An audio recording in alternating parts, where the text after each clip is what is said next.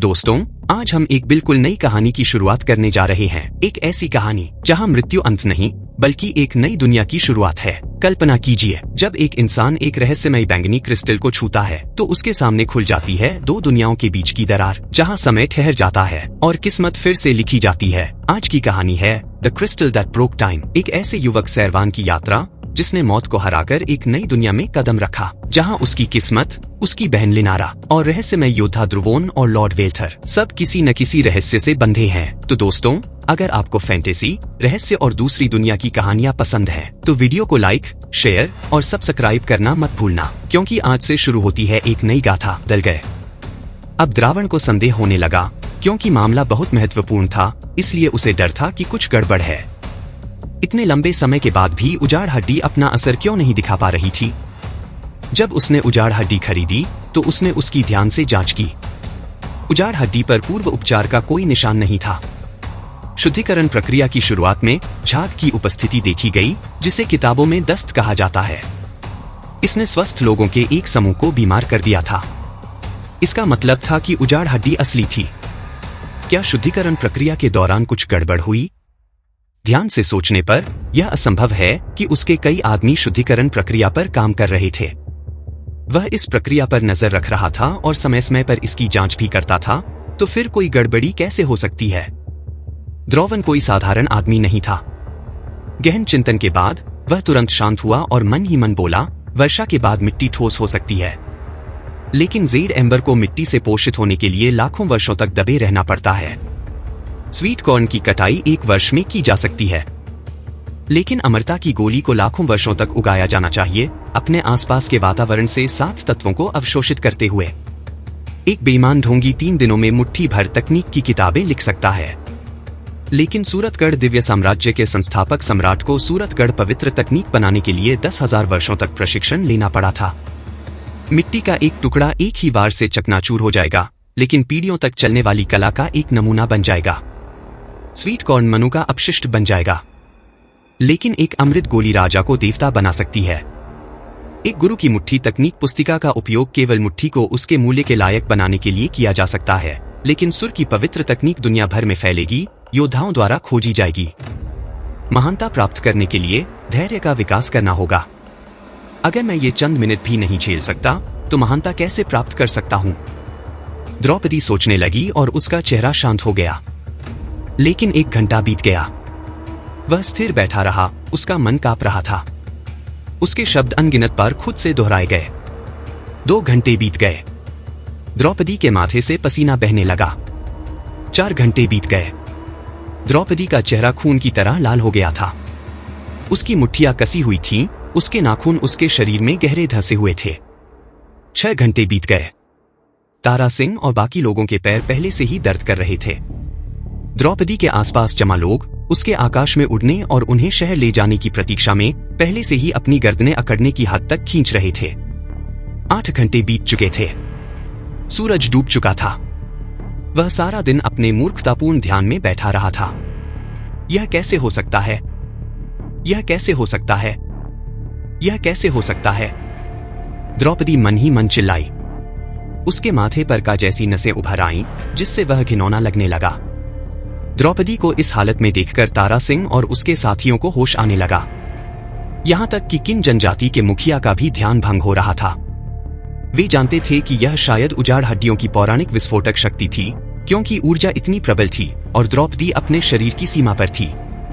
क्या उसकी नसें उफान पर थीं? अगर अनजाने में कुछ हुआ तो द्रौपदी की नसें फट सकती थी। इतिहास में ऐसे योद्धाओं की कमी नहीं है जिन्होंने लालच से उजाड़ हड्डियों का सार ग्रहण किया, लेकिन उसे अवशोषित करने के बजाय उन्होंने अपने शरीर को ही उड़ा दिया। सब पीछे हट जाओ। किसी को भी हस्तक्षेप नहीं करना चाहिए। जो भी आगे आए उसे मार डालो। मुखिया ने अपना आदेश जारी किया। यह द्रौपदी के लिए सबसे महत्वपूर्ण क्षण था। अगर कोई द्रौवन को परेशान करता तो उसकी मध्यिका क्षतिग्रस्त हो सकती थी, जिससे आगे बढ़ने की कोई भी उम्मीद खत्म हो जाती। जब ऐसा होता तो उस व्यक्ति को मारना पर्याप्त नहीं होता। घंटा घोर अंधेरा था और चांद तारों से भरा हुआ था, लेकिन लैन जनजाति के कुलीन कुल और योद्धा तैयारी शिविर के सदस्य अभी भी नहीं गए थे। जनजाति के ओझा और चिकित्सक सभी आदेश की प्रतीक्षा कर रहे थे। उन्होंने अभी अभी अपने भोजन में कुछ हवाई खाया था। चुड़ैल समय समय पर घुटनों के बल बैठकर प्रार्थना करती। उसने अपना अनुष्ठान जारी रखा और द्रौवन को आशीर्वाद दिया। इस बीच द्रौवन, जो ध्यान कर रहा था, अचानक जोर से दहाड़ा। दहाड़ गहरी लेकिन शक्तिशाली थी। यह किसी जानवर की क्रोधित दहाड़ जैसी थी जो खुद को आकाश के छोर तक छोड़ रहा था। जिस वेदी पर वह बैठा था वह फट गई। यह द्रौवन की प्रार्थनाओं के कारण था। युवा गुरु सफल हुआ। युवा गुरु सफल हुआ। ऐसा प्रदर्शन देखकर तारा सिंह खुशी से उछल पड़े। योद्धा तैयारी शिविर के सदस्य खुशी से खड़े हो गए और जश्न मनाया। कुलपति ने बस अपनी दाढ़ी पर हाथ फेरा और एक प्रसन्न मुस्कान बिखेरी। केवल योद्धा तैयारी शिविर के प्रशिक्षक अंगद ने द्रौवन को उत्सुकता से देखा। उसकी आंखें इस बात पर उलझन में थीं कि द्रौवन की दहाड़ में गहरी असंगति और घृणा क्यों थी। तारा सिंह ने अपने पीछे खड़े लोगों को संकेत दिया, जिसका अर्थ था कि वे भी उसके साथ चिल्लाए, बधाई हो युवा गुरु, बधाई हो युवा गुरु। बैंगनी रक्षक के पूर्ण होने पर युवा गुरु वन को एक कर देंगे। युवा गुरु कई पीढ़ियों तक जीवित रहेंगे। जीवन आकाश जितना लंबा होगा, योद्धा तैयारी शिविर के सदस्य एक साथ चिल्लाए। उन्होंने लंबे समय से इस मंत्र का अभ्यास किया था। तारा सिंह ने इसकी सावधानीपूर्वक योजना बनाई थी। चापलूसी में माहिर तारा सिंह इस अवसर को कभी नहीं चूकते थे। गौरतलब है कि योद्धा तैयारी शिविर के सदस्य सामान्य व्यक्ति से कहीं अधिक शक्तिशाली थे। इस मंत्र का अभ्यास करने के बाद उनकी आवाज बहुत तेज हो जाती थी और 10 मील दूर से भी सुनी जा सकती थी। इस प्रकार लियान जनजाति के सभी लोग जानते थे कि द्रावण बैंगनी रक्षक में प्रवेश कर चुका है। पिछले कुछ दिनों से बूढ़ी सोमिया जानबूझकर यह खबर फैला रही थी। इसलिए एक दादी, जिनके दांत गिर रहे थे, को भी इसकी जानकारी थी। वह भी जानती थी कि बैंगनी राक्षस का क्या अर्थ है। यह सभी विशेषज्ञों में सर्वश्रेष्ठ था। जयराज, जो कुछ दिन पहले लिया जनजाति के कुल में आया था, बैंगनी राक्षस में था। अब युवा स्वामी जयराज से कमजोर नहीं हो सकता। युवा स्वामी बैंगनी राक्षस में प्रवेश कर चुके हैं। भविष्य में हमारा जीवन अच्छा होगा। हाँ, युवा स्वामी ने हम सभी को पहले ही शहर जाने के लिए कह दिया था।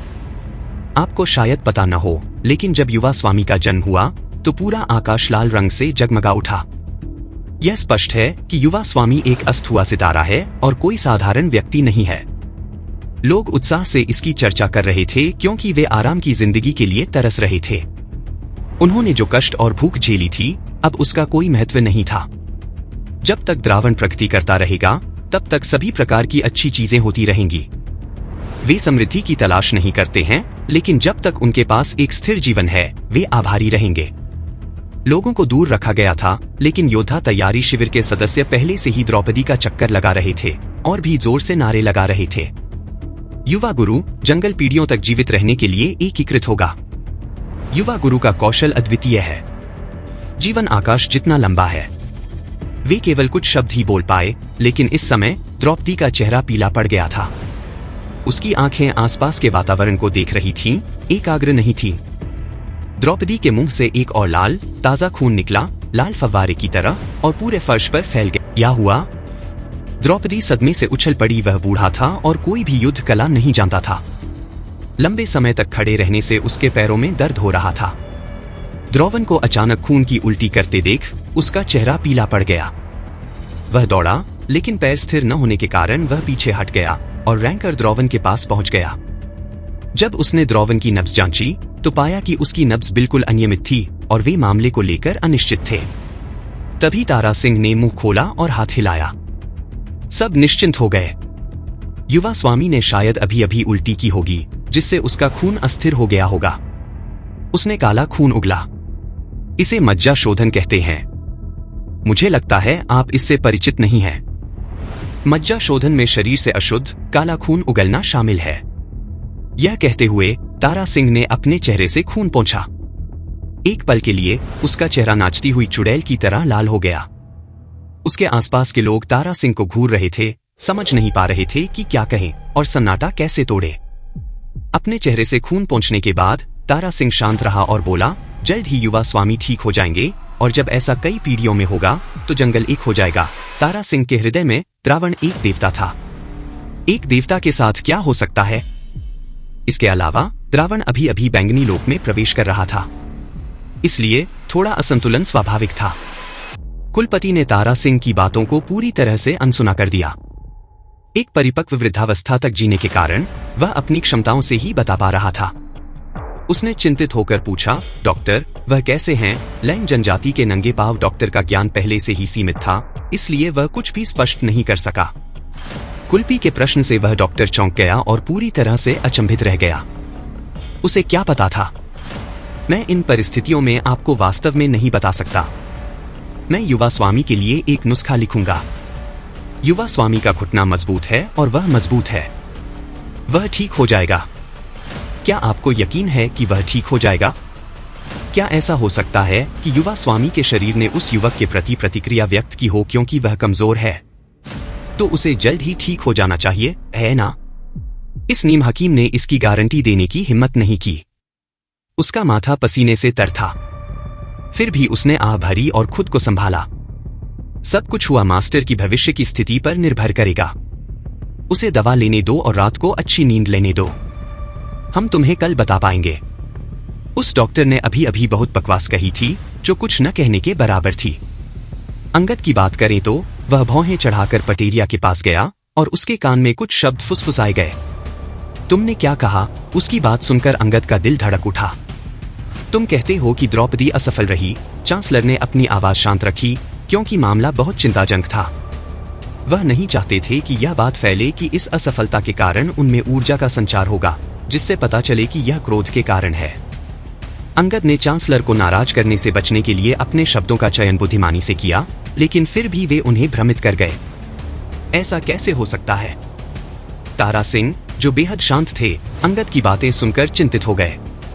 लेकिन अंगद ने उसे कठोर दृष्टि से देखा और चुप करा दिया। वह जानता था कि अंगद का अनुभव असाधारण था। वह पहले भी बैनी राक्षस में प्रवेश कर चुका था, इसलिए उसकी कही बात झूठ नहीं हो सकती थी। इसलिए वह सच ही होनी थी। युवा स्वामी वास्तव में अपनी सफलता में असफल रहा था। द्रोण को बेहोश और मुश्किल से सांस लेते देखकर तारा सिंह अब खुद को धोखा नहीं दे सका। द्रोण कुल्पी अचानक 8 साल बड़ा लगने लगा जब वह उसे उठाने के लिए लड़खड़ाया। भीड़ को आते देख कुल्पी ने अपने आसपास के लोगों से धीमी आवाज में कहा, मन की सफलता या असफलता गोपनीय रखनी चाहिए, उसकी घोषणा नहीं की जा सकती। कुल्पी की आवाज कमजोर थी। चाहे वह उजाड़ हड्डियों का शोधन हो या द्रोण की सफलता, यह एक उच्च स्तरीय और ऐतिहासिक घटना थी। ऐसी अत्यंत महत्वपूर्ण घटना नेता की प्रतिष्ठा और ख्याति से गहराई से जुड़ी थी। अगर कबीले को पता चलता कि द्रोण उजाड़ हड्डियों को प्राप्त करने के लिए किए गए सभी प्रयासों के बावजूद आगे बढ़ने में विफल रहा है, कमजोर और बूढ़े लोगों की जान समेत, कबीला क्या सोचेगा? उनकी क्या प्रतिष्ठा बचेगी? भविष्य में वे कैसे राज करेंगे? और तो और, सारे मवेशी मारे जा चुके थे। जड़ी बूटियों का पहाड़ सूख चुका था और कोई भंडारित राशन भी नहीं बचा था। ऐसे में अगर कबीले को पता चलता कि द्रौवन न सिर्फ आगे बढ़ने में नाकाम रहा है, बल्कि खून की उल्टियां भी कर रहा है, तो क्या वे विद्रोह नहीं करेंगे? वे सब उम्मीद कर रहे थे कि द्रौवन उनके लिए अच्छे दिन लाएगा। द्रौवन को आंगन में ले जाओ, अजनबियों को उसके पास न आने दो, कुल्टी ने उदास भाव से कठोर स्वर में कहा। तो फिर हम कबीले से क्या कहें? तारा सिंह ने आश्चर्य से पूछा। कहो कि चू बैंगनी राक्षस में प्रवेश कर गया, लेकिन उसे वीरान हड्डियों की प्रचंड ऊर्जा से कुछ चोटें आईं। उसे ठीक होने के लिए कुछ दिनों तक देखभाल की जरूरत है। मुखिया ने राज छुपाए रखने का फैसला किया और सब कुछ द्रौवन के ठीक होने तक इंतजार करना पड़ा, जब लैंग कबीला उन्माद में था और कबीले के उच्च वर्ग में अराजकता का बोलबाला था। अपराधी सैवान पीछे पहाड़ पर आग जला रहा था। वह चिकन ग्रिल कर रहा था। ग्रिल करते हुए सैवान एक गाना गा रहा था। यह फ्लाइंग स्कॉलर के एक गाने की नकल थी, जिसने स्टीफन को मौत की सजा के दौरान चिकन विंग्स खाते हुए पकड़ा था। मुझे चिकन विंग्स बहुत पसंद हैं। मुझे ग्रिल्ड चिकन विंग्स सबसे ज्यादा पसंद हैं।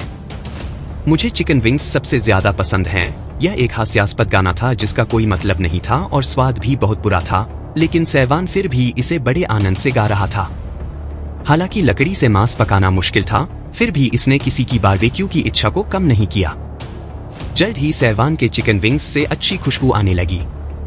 आग में तेल टपकने लगा और आग धधक उठी। चिकन तैयार था। सैवान ने मांस के टुकड़े किए और कुछ मसाले छिड़के। बहन लिनारा, इन्हें आजमाओ।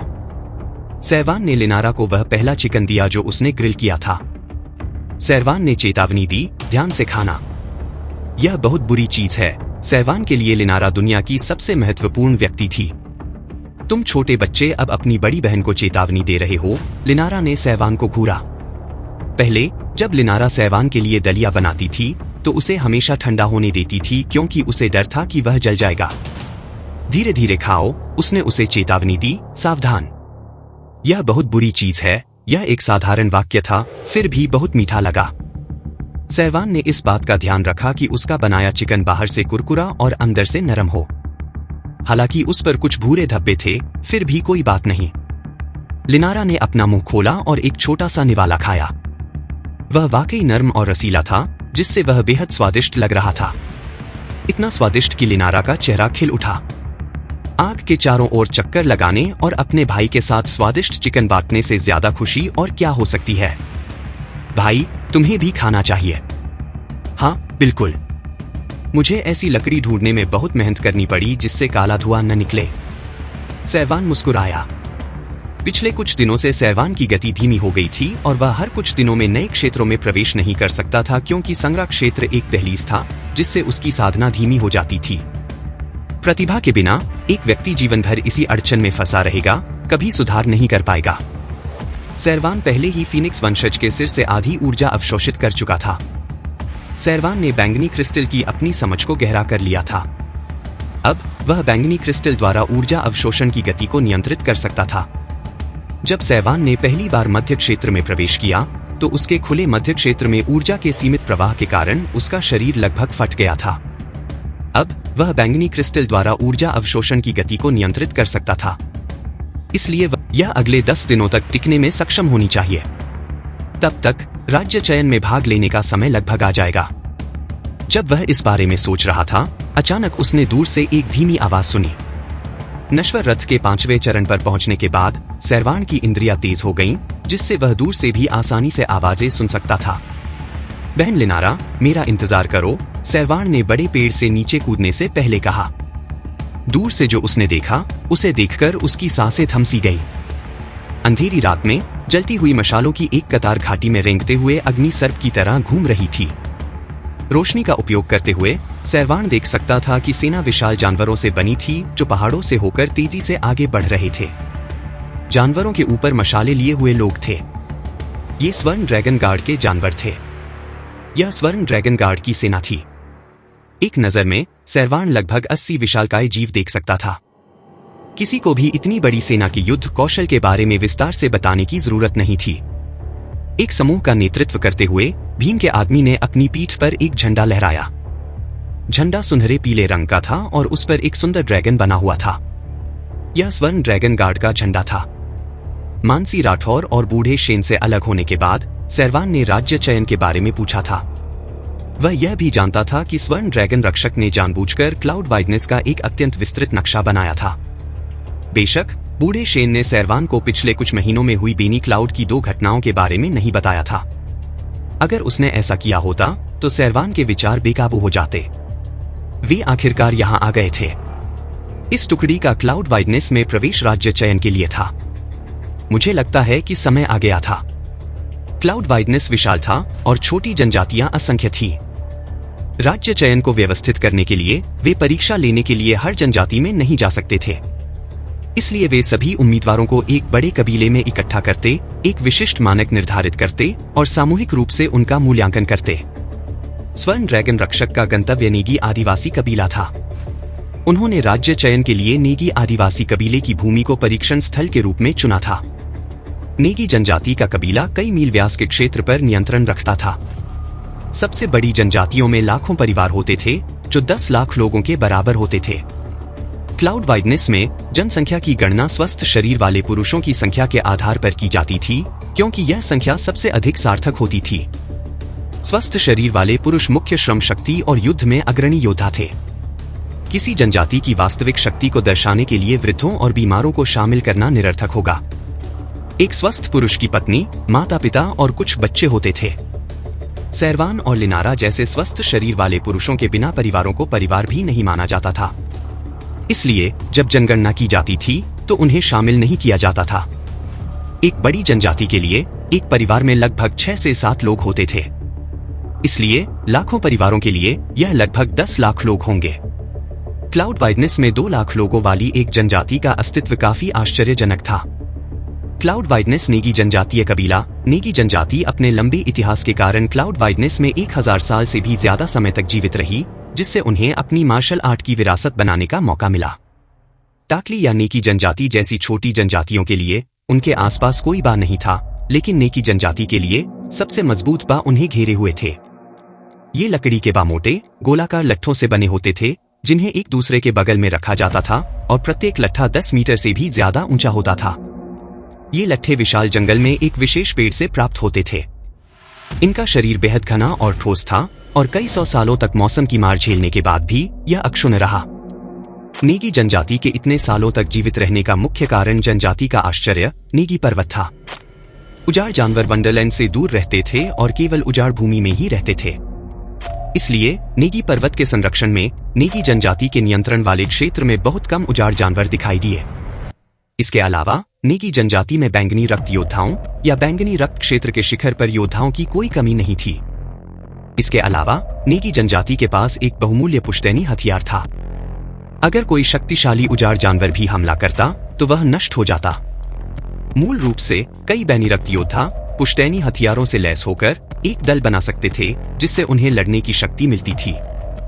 इन्हीं कारणों से नेगी जनजाति कई वर्षों तक जीवित रही और उसकी ताकत बढ़ती गई। हालांकि एक मजबूत और विशाल जनजाति सूरतगढ़ दैवीय साम्राज्य जैसी विशाल इकाई की बराबरी नहीं कर सकती थी। यह तुलना किसी पहाड़ की तलहटी में पड़े एक कंकड़ या पेड़ की जड़ों के नीचे धूल के कण के समान होगी। यह बताने लायक नहीं था। इस समय तक नेगी जनजाति को खबर मिल चुकी थी कि गोल्डन ड्रैगन गार्ड दोपहर में आ रहा है। नेगी जनजाति के कबीले और बड़ी संख्या में आदिवासी बुजुर्ग उसका स्वागत करने के लिए मौजूद थे। दोपहर के समय गोल्डन ड्रैगन गार्ड वादे के अनुसार समय पर पहुंच गया। गोल्डन ड्रैगन गार्ड्स के इस काफिले का नेता लाल कवच पहने एक व्यक्ति था। वह अरविंद कुमार थे, गोल्डन ड्रैगन गार्ड के लाल कमीजधारी नेता। नेगी जनजाति के लिए यह एक सम्मान की बात थी कि महान कुमार ने अपनी उपस्थिति से उन्हें जीवन भर का सम्मान दिलाया। अरविंद कुमार को देखते ही नेगी जनजाति के कबीले तुरंत उनका अत्यंत सम्मान के साथ स्वागत करने के लिए आगे आए। गोल्डन ड्रैगन गार्ड के लाल कमीजधारी सरदारों के पास 1000 सैनिक थे, इसलिए उन्हें आमतौर पर 1000 घराने कहा जाता था। बेशक 1000 घराने का मतलब था स्वस्थ शरीर वाले पुरुष। सूरत दिव्य साम्राज्य की सेनाओं में गोल्डन ड्रैगन गार्ड में कोई महिला नहीं थी। महिलाओं ने अपनी अलग सेना बनाई। एक विशिष्ट 1000 घराने उन्हें अभी तक नहीं मिल पाए थे, लेकिन गोल्डन ड्रैगन गार्ड के 1000 घराने ऐसे नहीं थे। नेगी कबीले के लिए इस तरह का व्यक्ति कोई ऐसा व्यक्ति नहीं था जिसका वे अनादर कर सके। यह हमारे कबीले का आकाशी है, आकाशी की नई पीढ़ी। आओ 1000 घरों का अभिवादन करो, नेगी कुल के मुखिया ने हाथ हिलाते हुए कहा। उसके पीछे 10 से 20 साल के युवा योद्धा थे। उन्होंने एक स्वर में कहा, हम महान राजकुमार का अभिवादन करते हैं। ये सभी लोग नेगी कुल के कुलीन कुल की अगली पीढ़ी के थे और राज्य के चयन में भाग ले रहे थे। मुखिया को उम्मीद थी कि अरविंद कुमार का अभिवादन करने के लिए युवा योद्धाओं को आमंत्रित करने से उनमें से एक दो का ध्यान आकर्षित होगा, जिससे उन्हें आगे बढ़ने के और अवसर मिलेंगे। लेकिन दुर्भाग्य से अरविंद कुमार की इसमें कोई दिलचस्पी नहीं थी। दरअसल गोल्डन ड्रैगन गार्ड के अधिकारी बेहद कुलीन थे। राज्य की राजधानी से आने के कारण उनके लिए क्लाउड वाइडनेस के योद्धाओं की सराहना करना दुर्लभ था। ऐसा इसलिए नहीं था कि वे उन्हें नीचा समझते थे, बल्कि इसलिए कि क्लाउड वाइडनेस के योद्धा अपर्याप्त थे। अरविंद के दृष्टिकोण से golden dragon guard cloud wideness में देखी गई घटना की जांच करने आए थे।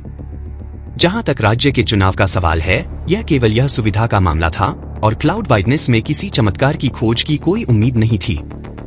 अरविंद कुमार ने अपने सामने खड़े युवकों के समूह पर हल्के से नजर डाली और व्यावसायिक लहजे में कहा, मेरा आना सरकारी काम से है, इसलिए फिजूल खर्ची की कोई जरूरत नहीं है। कबीले में शामिल हो जाओ। अरविंद ने हाथ हिलाया और ड्रैगन गार्ड की टुकड़ी सीधे आगे बढ़ गई। नेगी जनजाति के युवा योद्धा शुरू में उत्साह से भरे थे और उन्होंने इसके लिए पूरी तैयारी की थी, लेकिन गोल्डन ड्रैगन गार्ड के आगमन के दिन की प्रतीक्षा में उनकी उपेक्षा की गई। इससे युवा योद्धा उदास हो गए। 1000 परिवारों का यह अरविंद हमें पूरी तरह से तुच्छ समझता है। यह तो हद हो गई। हमारा कुलीन कबीला इस क्षेत्र का सबसे बड़ा कबीला है। हालांकि हम जंगल में रहते हैं और हमारे पास संसाधनों की कमी है, लेकिन जंगल में पले बड़े होने के का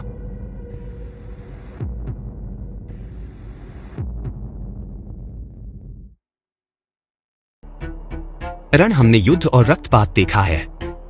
हमारे वास्तविक युद्ध अनुभव के सामने वे ग्रीन हाउस फूल कैसे टिक सकते हैं? चयन जल्द ही होगा। हम गोल्डन ड्रैगन गार्ड के अधिकारियों को साबित कर देंगे कि वे गलत थे।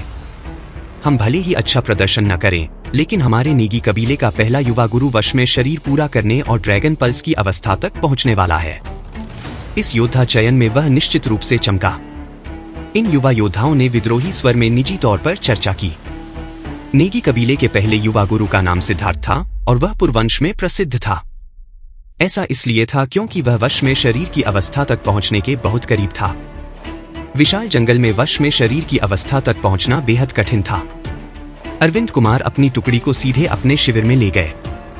थोड़ी देर आराम करने के बाद उन्होंने अपने कपड़े बदले और आधी रात को बिना किसी अनुयायी और बिना किसी की जानकारी के अकेले ही निकल पड़े।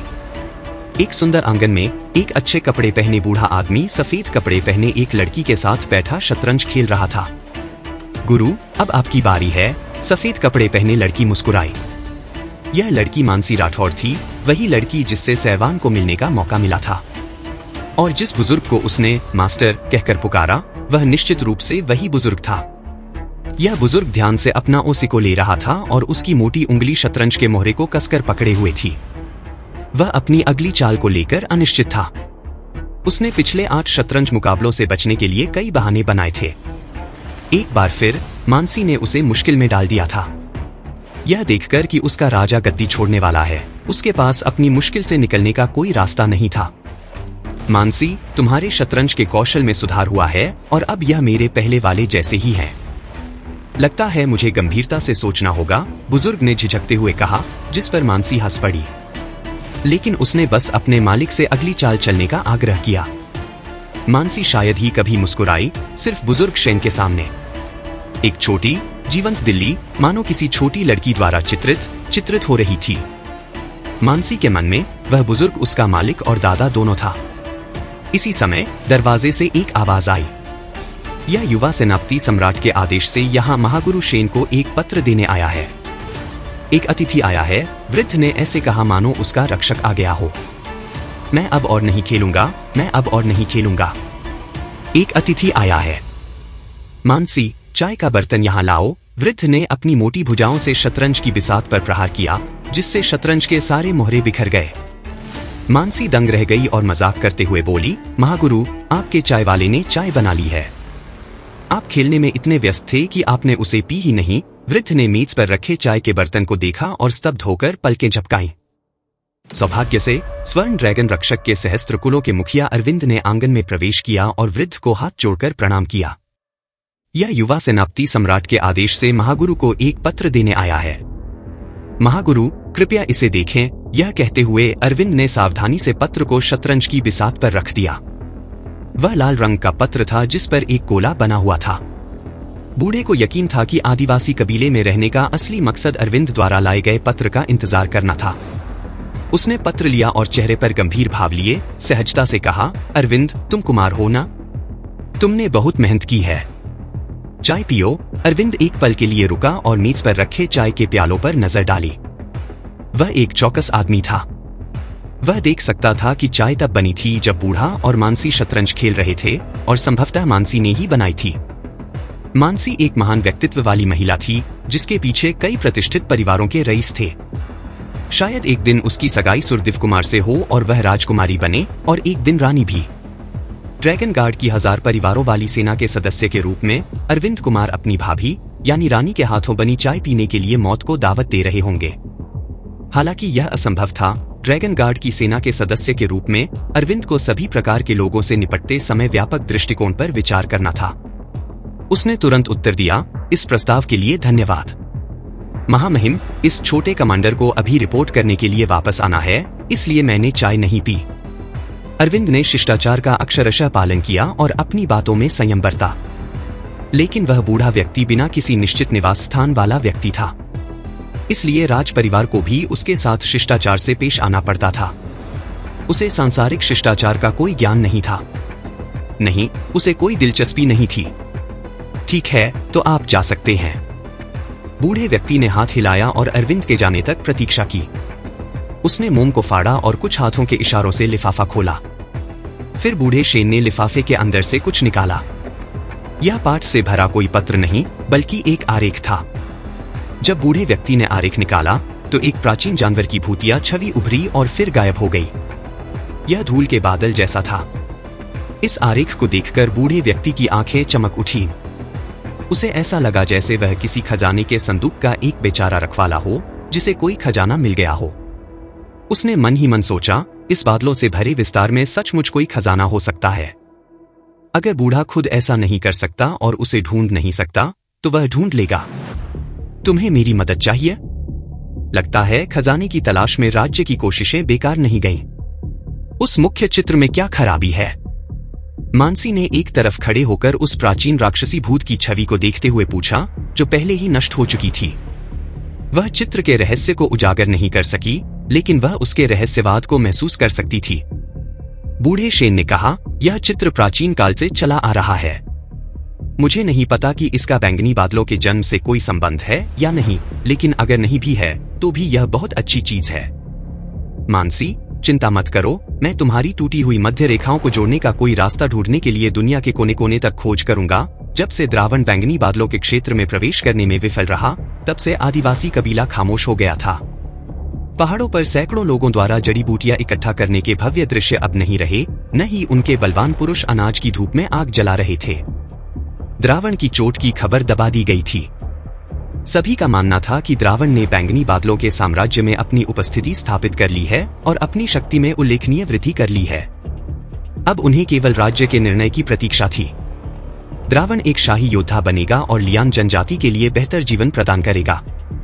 इस दिन आकाश बादलों से घिरा हुआ था और बर्फ से ढका हुआ था। एक विशाल चील लियान जनजाति के ऊपर उड़ रही थी।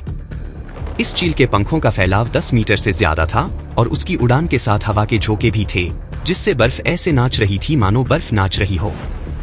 वह क्या था? लियान जनजाति के बेचारे लोगों ने इतने बड़े चील पर ध्यान कैसे नहीं दिया?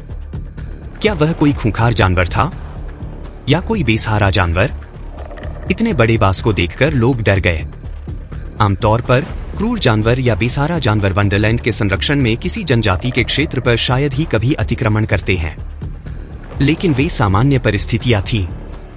ऐसे उदाहरण हो सकते थे जब क्रूर जानवर या बेसहारा जानवर वंडरलैंड के लोगों पर हमला करते, जिसके परिणामस्वरूप सामूहिक नरसंहार होता। यह नरसंहार के समान था। क्लाउड वाइडनेस में कई छोटी जनजातियां थीं, इसलिए अगर कुछ छोटी जनजातियों का सफाया हो जाता तो कोई फर्क नहीं पड़ता।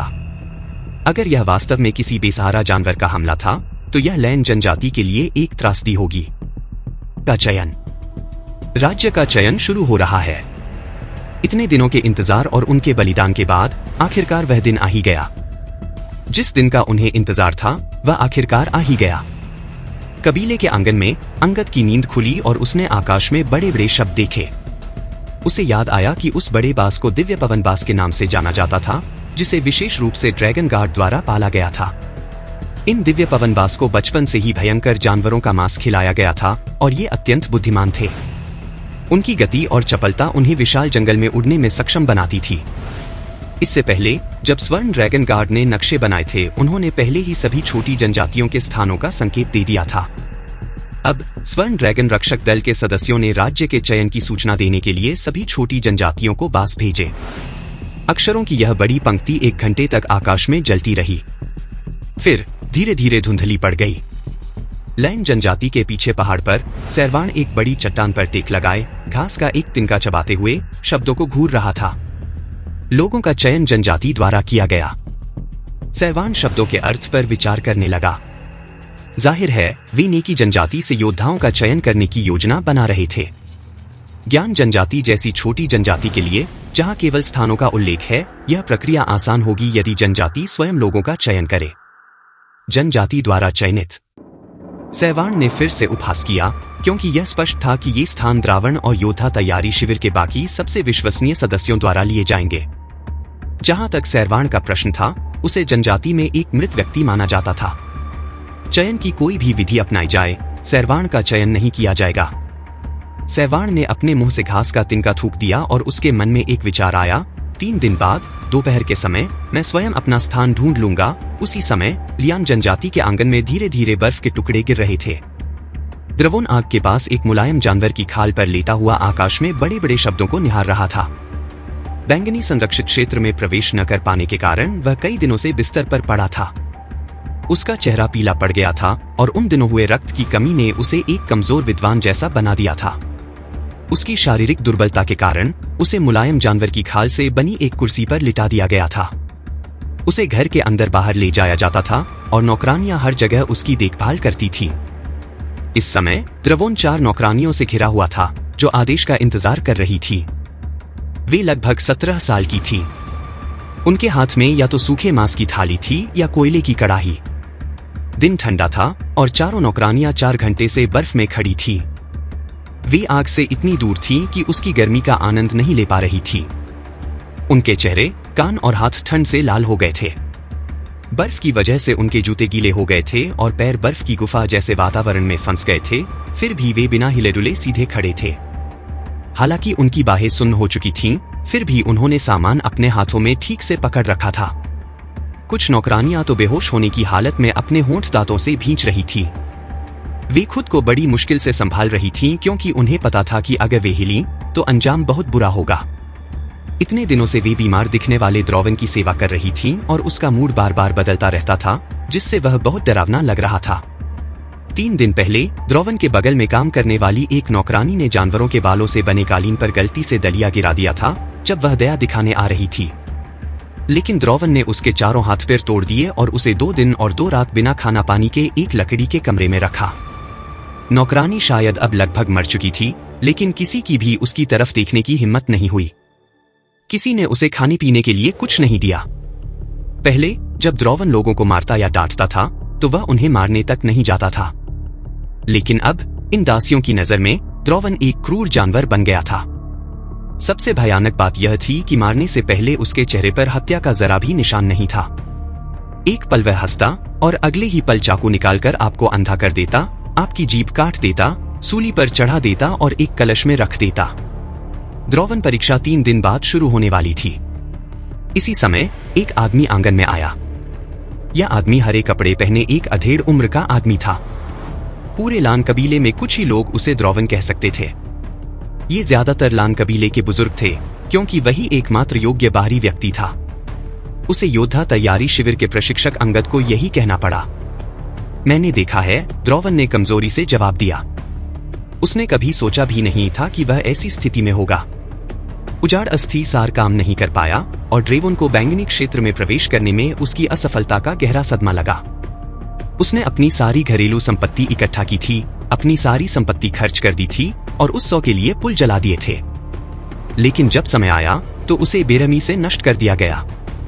अपने 17 साल के जीवन में उसने 1 दशक तक मार्शल आर्ट का अभ्यास किया था और जैसे ही उसने राज्य के चयन के साथ सफलता की ओर अंतिम कदम बढ़ाया, उसे पूरी तरह से विफल कर दिया गया। जितनी बड़ी आशा उतनी ही बड़ी निराशा। यह तब स्पष्ट हुआ जब ड्रेवोन ने क्रोध में 12 वेदी पर ताजा खून उगल दिया। ड्रेवोन, तुम क्रोधित थे। इसने तुम्हारे मीडिया को घायल कर दिया। यह कोई मामूली चोट नहीं है और इसके लिए बहुत आराम की आवश्यकता होगी। की योजना बनाई, बल्कि स्वर्ण ड्रैगन रक्षक दल के अधिकारियों को आश्चर्यचकित और भयभीत करके उनका ध्यान आकर्षित करने की भी योजना बनाई, ताकि वह राज्य नायक की उपाधि प्राप्त कर सके या स्वर्ण ड्रैगन रक्षक दल के कुल या सहस्त्र सदन का सदस्य भी बन सके। लेकिन अब इस बात की कोई गारंटी नहीं थी कि वह चयन में सफल होगा। उसके लिए इतने कम समय में यह कर पाना असंभव था। बाकी 9 को चुनने का तरीका एक लड़ाई थी। यह एक निष्पक्ष, सरल और सीधा तरीका था। इतने सालों में लिया जनजाति के लोग भोजन की तलाश में एक नीरस जीवन जीते आए थे। यह लड़ाई एक दुर्लभ घटना थी। गावाल इसे कैसे नजरअंदाज कर सकते थे? इसलिए जिस दिन प्रतियोगिता शुरू हुई, सभी ग्रामीण जो आ सकते थे योद्धा तैयारी शिविर के लोगों से लड़ने आए। वे देखने आए थे।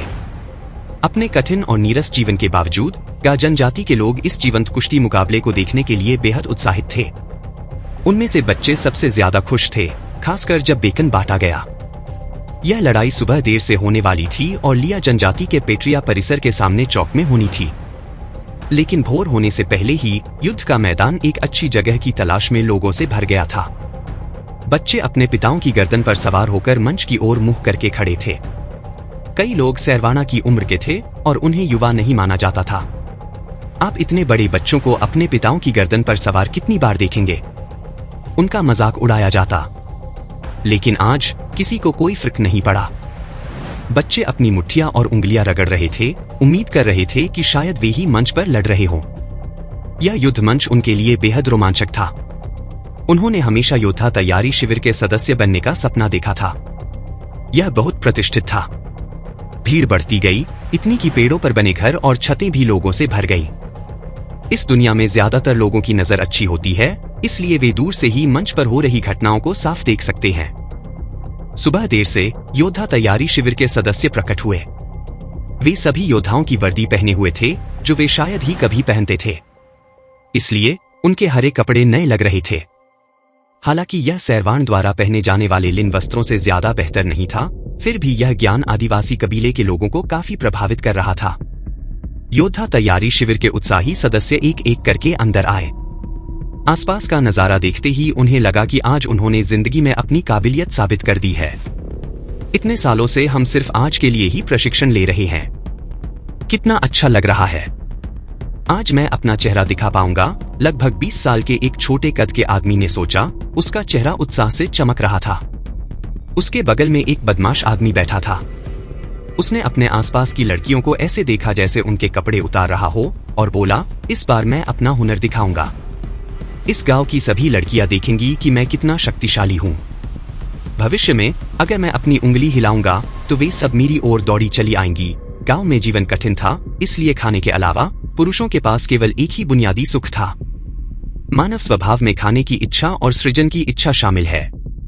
ये स्वाभाविक प्रवृत्तियां थीं जो जानवरों में इस दुनिया में आने के बाद से रही हैं। आज के युद्ध के लिए योद्धा तैयारी शिविर के लोगों ने खास तौर पर 2 कुत्तों को काटा था। उन्होंने युद्ध के बाद मुखौटे खाकर और शराब पीकर जश्न मनाने की योजना बनाई थी। ये दोनों कुत्ते गांव में पाले गए शिकारी कुत्ते थे। खैर, कोई बात नहीं, राज्य का चयन जल्द ही होने वाला था। वे जल्द ही एक अच्छा जीवन जीने वाले थे। शिकारी कुत्ता क्या कर रहा था? देखो, यह युवा स्वामी है। भीड़ में अचानक एक जोरदार चीख गूंजी। सबने देखा और सचमुच 2 आदमी पटार्क परिसर से एक रतन की कुर्सी लिए हुए निकले। द्रवोन उस पर बैठा था, जिस पर जानवरों की खाल से बना एक गलीचा बिछा था। उसकी आंखें ऐसे झुकी हुई थी मानो वह सो रहा हो। उसके पीछे 4 दासियां खड़ी थीं, जिनमें से प्रत्येक के हाथ में स्टू और फल की एक प्लेट थी। ऐसा लग रहा था कि वे बहुत सावधान थीं। युवा स्वामी। यह वास्तव में एक युवा स्वामी है। लोग तुरंत उत्साहित हो गए। जब से द्रवोन ने बेनी रथ क्षेत्र में प्रवेश किया, लियान जनजाति में उसकी प्रतिष्ठा अकल्पनीय ऊंचाइयों पर पहुंच गई थी। सभी को द्रवोन पर भरोसा था कि वह उन्हें शहर ले जाएगा और उन्हें एक बेहतर जीवन देगा। यह कहा जा सकता है कि द्रवोन अब लियान जनजाति के लिए आध्यात्मिक आधार स्तंभ था। लोग द्रवोन की पूजा करने लगे क्योंकि अब वह जनजाति का पूर्ण राजा था।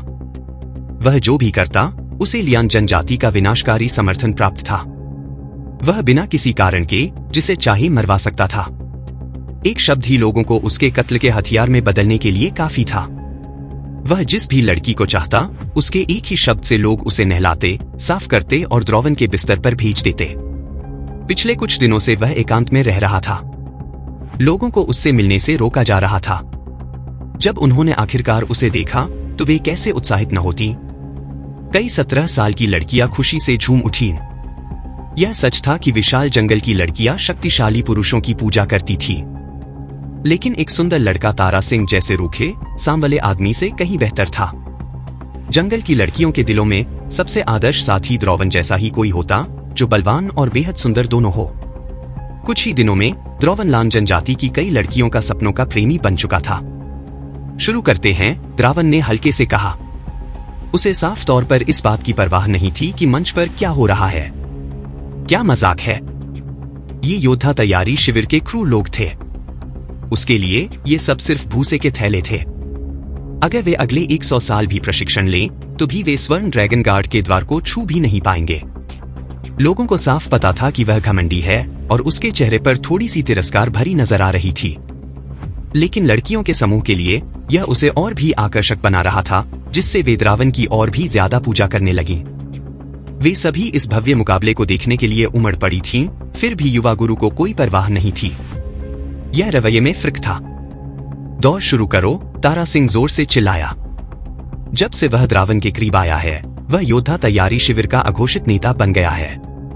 पिछले कुछ दिनों में उसने जली हुई जड़ी बूटी बबूती पर्वत का भरपूर आनंद लिया था और द्रावन द्वारा अस्वीकार की गई जड़ी बूटियां प्राप्त करने में कामयाब रहा था।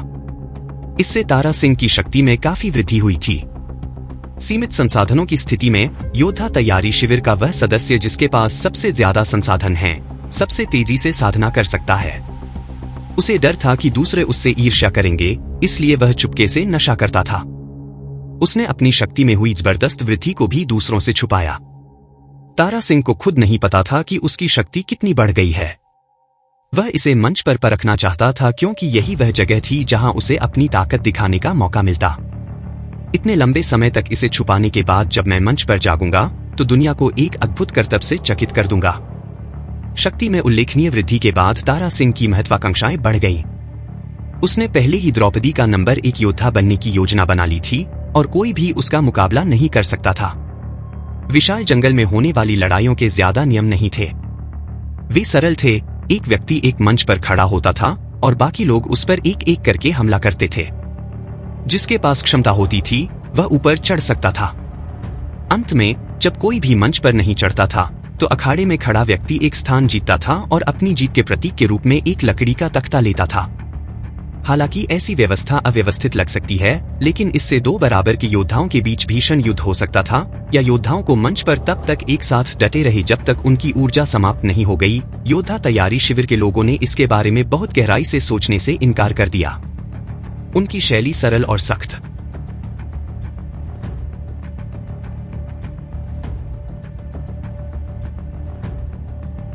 थी। मूलतः न तो अंगद और न ही द्रौपदी ऐसे निरर्थक झगड़ों से परेशान हो सकते थे। अंगद ने तारा सिंह को नियम निर्धारित करने का अधिकार दिया था, लेकिन तारा सिंह जैसे असभ्य व्यक्ति के लिए क्या उसके लिए निष्पक्ष और न्यायपूर्ण नियम बनाना संभव था? यदि नियम बहुत जटिल होते तो प्रतियोगी उन्हें मुकाबले के दौरान समझ नहीं पाते। यह शुरू हुआ। वह मंच पर कदम रखने वाला पहला व्यक्ति था। वह अपनी घबराहट को नियंत्रित नहीं कर सका क्योंकि वह अपनी छिपी ताकत दिखाने के इस अवसर का लंबे समय से इंतजार कर रहा था। अखाड़ा 10 फीट चौड़ा था। तारा सिंह अखाड़े के बीच में खड़ा हो गया और अपनी मांसपेशियों को दिखाने के लिए पोज देने लगा। आओ, कौन मुझसे मुकाबला करना चाहता है? तारा सिंह चिल्लाया। दर्शक भी चिल्लाने लगे। उन्हें उम्मीद नहीं थी कि मुकाबला एक विशेषज्ञ मुकाबले से शुरू होगा। तारा सिंह मशहूर थे। साथ ही उनकी ऊंची प्रोफाइल की वजह से सभी जानते थे कि वह योद्धा तारी कैंप के विशेषज्ञों में से एक है। भाई तारा सिंह, मैं तुमसे मुकाबला करूंगा। एक हट्टा कट्टा आदमी मैदान में कूद पड़ा। उसका नाम सोनू था और योद्धा तैयारी कैंप में उसका प्रदर्शन औसत रहा था। वह तारा सिंह का मुकाबला नहीं कर सकता था, लेकिन तारा सिंह के साथ उसके अच्छे रिश्ते थे। वह एक ऐसा दोस्त था जो सफल शिकार पर उसके साथ मांस बांट सकता था। वह समझ गया कि तारा सिंह प्रदर्शन करने के लिए उत्सुक है, इसलिए वह उसे बधाई देने के लिए मंच पर गया। योद्धा तारी कैंप के सदस्यों ने लंबे समय तक एक साथ प्रशिक्षण लिया था, इसलिए वे सभी एक दूसरे की पोजीशन जानते थे। वे जानते थे कि सोनू जानता था कि वह शीर्ष 9 में नहीं पहुंच पाएगा, इसलिए वह तारा सिंह की मदद कर सकता था। हाँ सोनू, चलो। सोनू और तारा सिंह दोनों ही आक्रामक थे। विशाल जंगल के अखाड़े में कोई शिष्टाचार नहीं था। अखाड़े में प्रवेश करते ही मुकाबला शुरू हो जाता था। चूंकि सब देख रहे थे, इसलिए दोनों ने पूरी ताकत से मुकाबला किया। योद्धा तैयारी शिविर के सदस्य वाकई बहुत ताकतवर थे। युद्ध कौशल और तकनीक के मामले में वे बहुत प्रभावशाली नहीं थे। उनकी लड़ाइयां दक्षिण भारतीय एक्शन फिल्मों जैसी थीं, धीमी चाल के साथ। मुक्के हमेशा जमीन पर पड़ते और अचानक वे एक दूसरे को पकड़ लेते। सोनू तारा सिंह का तब तक कोई मुकाबला नहीं कर सका जब तक उसकी ताकत नहीं बढ़ी। इसलिए कुछ राउंड बाद तारा सिंह ने उसकी कमर पकड़ी और उसे अखाड़े में पटक दिया। दोनों बिना किसी शैली के लड़े, क्योंकि उन्हें एहसास हुआ कि पहले सीखे गए सभी मुक्कों और मुद्राओं का उपयोग करना आसान नहीं था। अंत में एक दूसरे को जमीन पर पटकना ही सबसे व्यावहारिक था। जिसकी ताकत सबसे ज्यादा थी वह जीत गया। ब्रजी का तर्क भी यही था। अमेरिका में UFC जैसी लोकप्रिय मार्शल आर्ट प्रतियोगिताओं में जो दूसरे की बाह मरोड़ सकता था या उसकी गर्दन हिला सकता था, जीतता था, भले ही उसके दाव अजीब लग रहे हों। दर्शकों ने तालियां बजाईं। हालांकि तारा सिंह के दांव पेंच आकर्षक नहीं थे, फिर भी ज्ञान आदिवासी समुदाय के लोगों के लिए यह बहुत खुशी की बात थी जो कुश्ती देखने के लिए उत्साहित थे। सोनू के बाद तारा सिंह का सामना करने के लिए एक और आदमी मंच पर आया, लेकिन वह भी हार गया।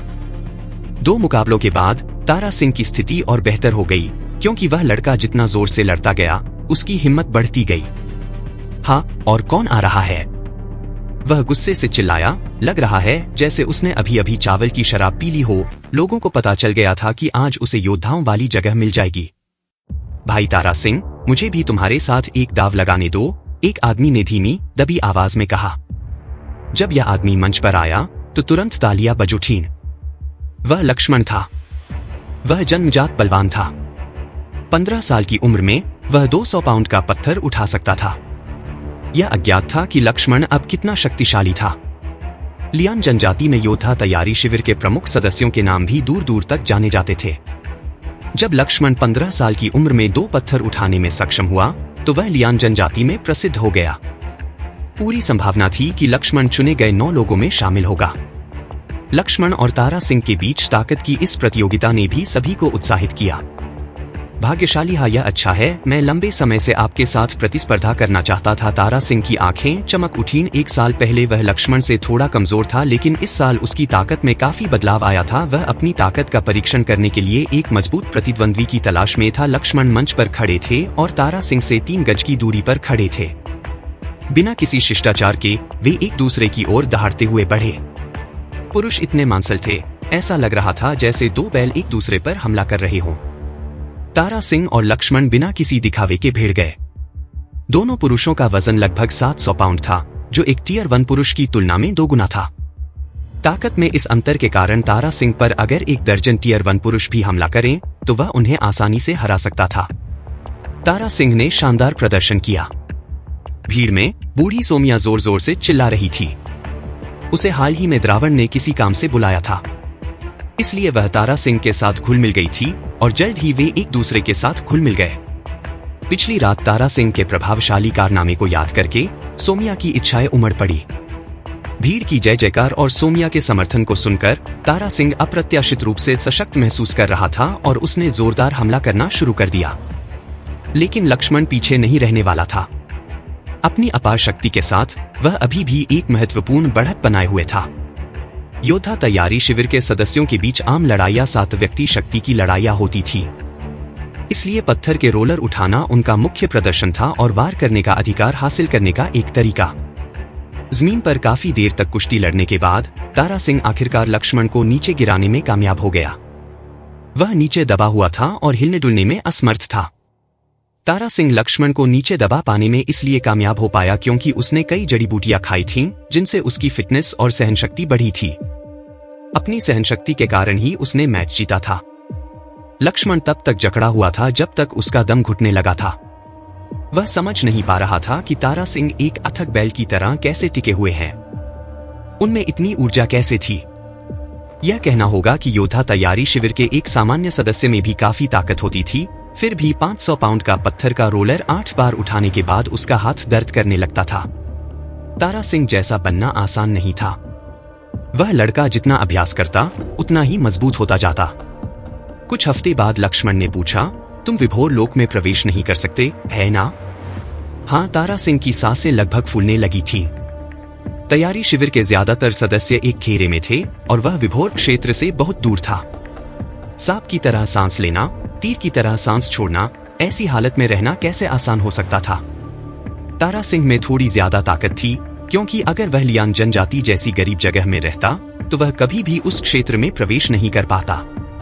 आसपास के आम लोग जानते थे कि विभोर क्षेत्र का क्या मतलब है। आखिरकार विभोर राज्य लंबे समय से जाना जाता था और द्रौवन ने बहुत पहले ही घोषणा कर दी थी कि बैंगनी रक्त क्षेत्र क्या होता है। लियान जनजाति के शासक वर्ग द्वारा दी गई झूठी जानकारी के तहत सभी ने मान लिया कि द्रौवन बैंगनी रक्त क्षेत्र में प्रवेश कर चुका है। अज्ञानी आम लोगों ने बैंगनी राक्षस को देवता जितना शक्तिशाली समझा। अगर तारा सिंह को बैल कहा जाता तो द्रौवन एक भयानक वीरान जानवर था। उनके बीच जमीन आसमान का अंतर था। जितना ज्यादा उन्हें द्रौवन की ताकत का एहसास होता उतना ही ज्यादा उन्हें उम्मीद होती कि वह उन्हें ले जाएगा। शहर उन्हें भी लगा कि द्रौपदी का अनुसरण करना और उसके अधीन सेवा करना सम्मान की बात होगी। लेकिन इस अराजक दुनिया में लोग आजादी के बारे में सोचते ही नहीं थे। जो लोग अपना पेट नहीं भर सकते, उनके लिए आजादी एक बर्बादी और मजाक थी। हाँ, तारा सिंह जोर से हंस पड़ा। वह वर्तमान स्थिति से बहुत खुश था। वह यह भी जानता था कि वह राज्य चयन में कभी पास नहीं हो पाएगा, लेकिन दिखावा करने का मौका पाकर उसे ऐसा लग रहा था जैसे वह अपने जीवन के शिखर पर पहुंच गया हो। कौन आगे आकर कोशिश करना चाहेगा? तारा सिंह बहुत उत्साहित था। श्याम, क्या तुम यहाँ आकर मेरे साथ खेलना चाहोगे? किसी को आगे न आते देखकर तारा सिंह गालियां देने लगा। भाई तारा, मेरे साथ मजाक मत करो। मैं तुम्हें कैसे हरा सकता हूँ? तुमने जो मुक्का मारा उससे तुम्हारे जोड़ बजने लगे। क्या यह बिजली जैसा कुछ नहीं है? और झुंड की सीमा के भीतर धनुष चलाना या कुछ और? श्याम नाम का यह युवक योद्धा हर तरह की चापलूसी करता था। वह समझता था कि योद्धा प्रशिक्षण शिविर में जीवित रहने के लिए उसे एक महान व्यक्ति को पकड़ना होगा, ताकि वह जब मांस बांटा गया तो और भी मिलेगा। 9 बादलों में यह गड़गड़ाहट अद्भुत धनुष को गिरा देती है, तारा सिंह ने कहा। उसे यह वाक्य पूरी तरह से बोलने से पहले याद करने में काफी समय लगा। वह अभी भी उस अखाड़े से प्रकाश वर्ष दूर था, लेकिन उसके व्यवहार को देखते हुए ऐसा लग रहा था जैसे वह पहले ही उस अवस्था में पहुंच चुका हो। यह देखकर कि दर्शकों में कोई भी उसका सामना करने को तैयार नहीं था, तारा सिंह को एहसास हुआ कि दिखावा करने की कोई जरूरत नहीं है, और उसने ऊंची आवाज में कहा, अगर कोई मंच पर नहीं आ रहा है तो मैं खुशी खुशी यह स्थान स्वीकार करूंगा। मूलतः तारा सिंह के नियम इस प्रकार थे, अगर अखाड़े में किसी व्यक्ति का सामना करने की हिम्मत कोई नहीं करता तो वह व्यक्ति एक स्थान ले लेता। इस प्रकार 9 स्थान चुने जाने थे। कोई भी असहमत नहीं था, क्योंकि उन्हें तारा सिंह की ताकत पर पूरा भरोसा था। क्या किसी ने असहमति जताई? तारा सिंह ने जानबूझकर लकड़ी का तख्ता उठाने की गति धीमी कर दी। यह किसी नीलामीकर्ता द्वारा ऊंची बोली लगाने के लिए उल्टी गिनती करने जैसा था। तारा सिंह के लिए यह उसकी एक और दिखावटी चाल थी, लेकिन किसी को उम्मीद नहीं थी कि जैसे ही उसने यह सवाल पूछा, भीड़ से एक आवाज आई, तुम वाकई घिनौने हो। तुम लकड़ी का तख्ता शांति से क्यों नहीं उठा सकते? क्या तुम्हें इस तरह लोगों को भड़काने की जरूरत है? उनसे कहो कि वे तुम्हारे खिलाफ हो जाए। अगर ऐसा है तो मैं तुम्हारी इच्छा पूरी करूंगा। मैं तुम्हारे खिलाफ जाऊंगा। तारा सिंह अपना शानदार प्रदर्शन खत्म करने ही वाला था कि तभी कोई उसका विरोध करने के लिए बीच में ही कूद पड़ा और बातों ही बातों में उन पर घिनौना होने का आरोप लगा दिया। बिल्कुल सबको पता चल गया कि तारा सिंह बस दिखावा कर रहा था। उसने पूरे आदिवासी कबीले को यह बताने के लिए ऐसा किया कि वह योद्धा प्रशिक्षण शिविर में है। वह सबसे शक्तिशाली है, लेकिन बोलने की हिम्मत कौन करता है? जिसने भी यह कहा है उसे यहाँ आना चाहिए। मैं देखना चाहता हूँ कि किसने जिंदगी से हार मान ली है। तारा सिंह पहले ही आदिवासी कबीले को अपना मान चुका था। अगर द्रौपदी बाघ थी तो द्रौपदी का सियार गोदा था। वह अपने ही इलाके में अपने ऊपर हमला कैसे बर्दाश्त कर सकता था? लेकिन अगर अब कोई आगे आए तो वह एक मिसाल कायम कर सकता था। वह अपनी प्रभुता स्थापित कर सकता था। उसने तय कर लिया था कि वह उस व्यक्ति को मार डालेगा जिसने सबके लिए मुसीबत खड़ी की है। विशाल अस्तव्यस्त जंगल में बलवान द्वारा दुर्बल को मारना कोई गलत बात नहीं थी। इसके अलावा यह अखाड़े में हुआ था, जिससे यह और भी उचित हो गया। यह सोचते हुए तारा सिंह अपनी रक्त पिपासु आंखों से भीड़ में घूम रहा था। वह उस व्यक्ति को ढूंढ रहा था जिसने ये शब्द कहे थे, लेकिन वह व्यक्ति लोगों के समुद्र में छिपा हुआ था और दिखाई नहीं दे रहा था। लगभग हाफते हुए कोई भीड़ को चीरता हुआ मंच पर आ पहुंचा। जब भीड़ ने एक छोटे बच्चे को मंच के सामने आते और आसानी से उस पर चढ़ते देखा तो वे स्तब्ध रह गए। यह छोटा बच्चा तारा सिंह की छाती तक ही पहुंच रहा था और उसने एक कुर्ता पहना हुआ था। उसके कपड़े साफ थे, लेकिन फटे हुए थे, जिन पर कई बड़े बड़े पैच थे। उसके शरीर का आकार और मुद्रा देखकर भीड़ में सवाल उठने लगे। क्या यह वही बच्चा था जिसने आवाज लगाई थी? लोगों ने शुरू में सोचा था कि फोन करने वाला कोई योद्धा है, अपनी ताकत पर भरोसा रखता है, शायद किसी योद्धा प्रशिक्षण शिविर का सदस्य है, लेकिन अप्रत्याशित रूप से वह एक बच्चा था।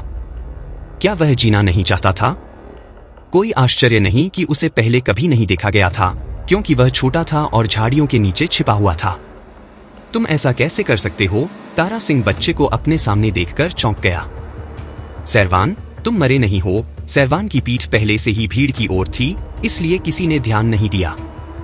अब वे साफ देख सकते थे कि मंच पर मौजूद व्यक्ति कोई और नहीं बल्कि सैवान ही था। भाई सैवान, उसने कहा। यह सचमुच भाई सैवान ही था। सैवान की पड़ोसी आंटी और उनकी बेटी छुटकी दोनों 20 साल की थी।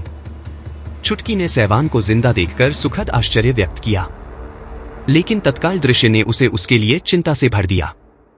छुटकी ने अपनी मां के खुरदुरे हाथों को कसकर पकड़ रखा था। उसका दिल तेजी से धड़क रहा था।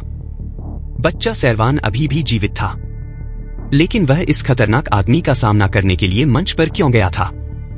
उसकी चाची चिंतित थीं क्योंकि उन्हें नहीं पता था कि सैवान क्या करने वाला है।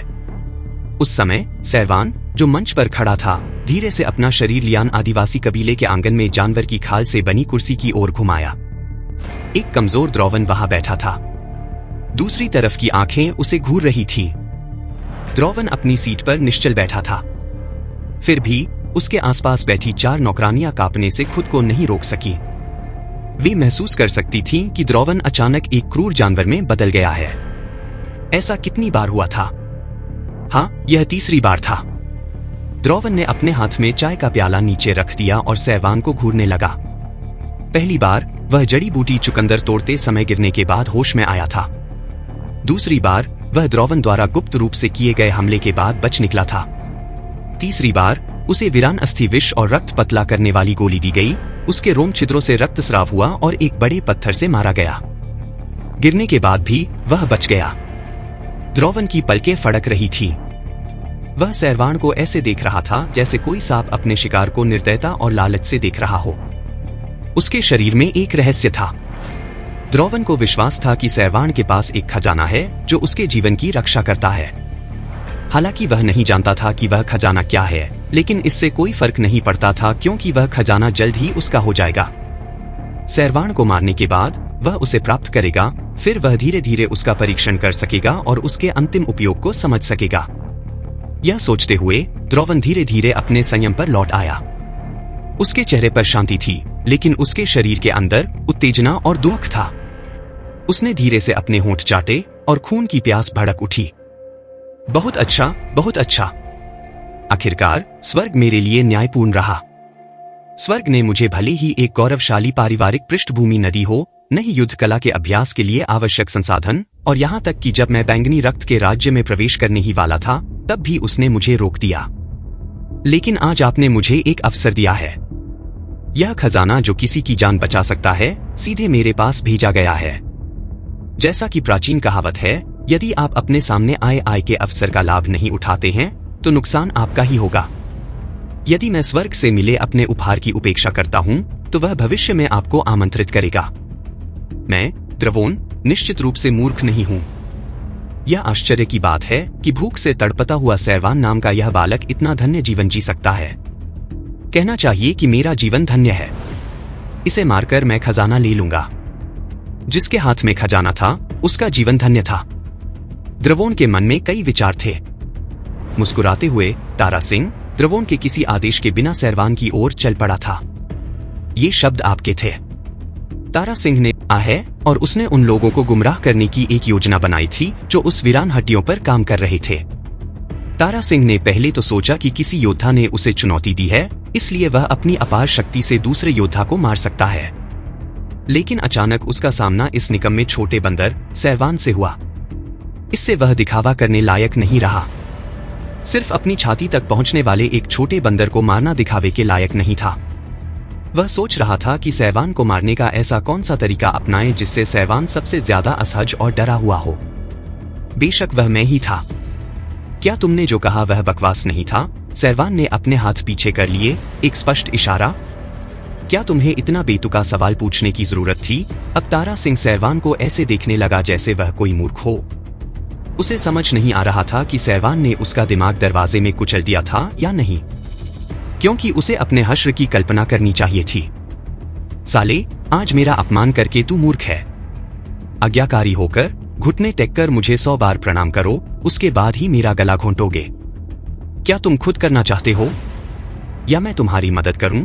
तारा सिंह मुस्कुराया, जबकि सैवान उसे ऐसे देख रहा था मानो वह कोई भिखारी हो। मैं आज यहाँ अपनी जगह बनाने आया हूँ, तुम्हारी बकवास सुनने नहीं। इन शब्दों ने पूरे दर्शकों को स्तब्ध कर दिया। उन्हें एहसास हुआ कि सहवान जानबूझकर मंच पर जाकर तारा सिंह को नाराज या आहत नहीं कर रहा था, बल्कि वह तो राज्य चयन के लिए जगह बनाने की होड़ में था। हे भगवान, क्या वह अपने कद के कारण पागल हो गया है? उसने सिर्फ 1 महीने की ट्रेनिंग ली थी और मुश्किल से 12 साल का था। वह तारा सिंह से कैसे मुकाबला कर सकता था? भाई सहवान भीड़ में एक पल के लिए स्तब्ध रह गए। क्या भाई सहवान को पता था कि तारा सिंह कितना शक्तिशाली है? लिया जनजाति के लोगों के लिए योद्धा तैयारी शिविर के सदस्य बाघों के समूह जैसे थे। कोई भी साधारण व्यक्ति उनका मुकाबला नहीं कर सकता था। सहवान जैसा बच्चा तो बिल्कुल नहीं। तारा सिंह हंसते हुए चिल्लाया, मानो यह उसकी जिंदगी का सबसे मजेदार मजाक हो। साले, पागल हो गया है क्या? मुझे यकीन नहीं हो रहा कि भगवान जयराज से कुछ हुनर सीखने के बाद तू सोचता है कि तू मुझे हराकर राज्य चयन में आदिवासी कुल का प्रतिनिधित्व कर सकता है। तारा सिंह के ये कहते ही योद्धा तैयारी शिविर के सदस्य जोर जोर से हंस पड़े। भाई तारा सिंह, इस बच्चे के साथ खिलवाड़ करना बंद करो। भगवान जयराज द्वारा चुने जाने के कारण ही यह कुछ भी नहीं है।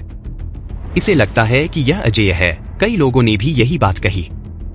तभी एक दुष्ट स्त्री की आवाज सुनाई दी, तारा सिंह, इस बच्चे की टांगे तोड़ दो और इसे फांसी पर लटका दो। वह व्यक्ति कोई और नहीं बल्कि सोम्या थी।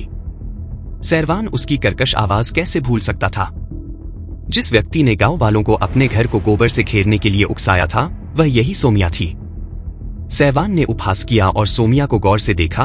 क्या देख रहा है साले? क्या तू मुझे यूं ही देख सकता है?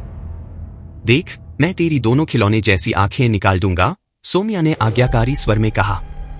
तारा, इस कमीने को मार डाल। कहते हुए सोम्या ने तारा सिंह की तरफ एक चिढ़ाने वाली नजर डाली। तारा सिंह उस नजर से स्पष्ट रूप से सशक्त हो गया और खिलखिलाकर हंस पड़ा। बच्चे, मुझे लगता है कि तू अपनी बीमारी से अभी तक उबरा नहीं है। तेरा दिमाग अभी भी खराब है। तेरे जैसा छोटा सा गुलाम, जिसे कीचड़ भरे खेतों में भी रोटी नहीं मिलती, राज चुनाव में हिस्सा लेना चाहता है। आज मैं तेरा सिर काटकर उसे हथियार की तरह इस्तेमाल करूंगा। यह कहकर वह सहवान की तरफ बढ़ा। सहवान का सिर पकड़ने के लिए उसने अपनी दोस्ताना बाहें फैलाईं तो उसके चेहरे पर साहस की कमी का मजाक उड़ा। वह सिर्फ झिझक नहीं रहा था, बल्कि सहवान का सिर काटने की योजना बना रहा था। तारा सिंह में अपार शक्ति थी, तो एक छोटा सा बच्चा उसकी पकड़ का सामना कैसे कर सकता था? सहवान जड़वत खड़ा रहा और दोनों बाहें फैलाकर तारा सिंह को पकड़ लिया। यह तारा सिंह की चाल थी। सहवान के हाथ तारा सिंह के बड़े हाथों के सामने बिल्कुल बेमेल थे। मूर्ख सहवान को आगे बढ़ने की हिम्मत करते देख वह मुस्कुराया और सहवान के हाथ पकड़ लिए। उसने अपना इरादा बदल लिया था। वह सहवान के हाथ कुचल देना चाहता था। चारों अंग आपस में टकराए और जोर की आवाज हुई। कमरे में तारा सिंह का चेहरा जम गया। उसके होंठ अविश्वास से कांप रहे थे जब वह सहवान के हाथों और अपने हाथों को देख रहा था। उसके दोनों बड़े हाथ सहवान के छोटे हाथों के बीच कुचले जा चुके थे। ताजा खून बेरोक-टोक बह रहा था। उसके अंगूठे को छोड़कर उसकी 8 उंगलियां अजीब कोनों पर मुड़ी हुई थीं और पूरी तरह टूट चुकी थीं। सहवान ने उसके हाथों को बेरहमी से कुचल दिया था। तारा सिंह के मुंह से एक तेज, हृदय विदारक चीख निकली। सहवान ने उसे ठंडी निगाहों से देखा। आपने किसे गुलाम बताया? इस दुनिया में कमजोरों को गुलाम बनाया जाता है और ताकतवर को गुलाम बनाया जाता है। सहवान ने खुद को ठुकराया हुआ महसूस नहीं किया जब से उसने तारा सिंह को पकड़ लिया। यह तारा सिंह की चाल थी।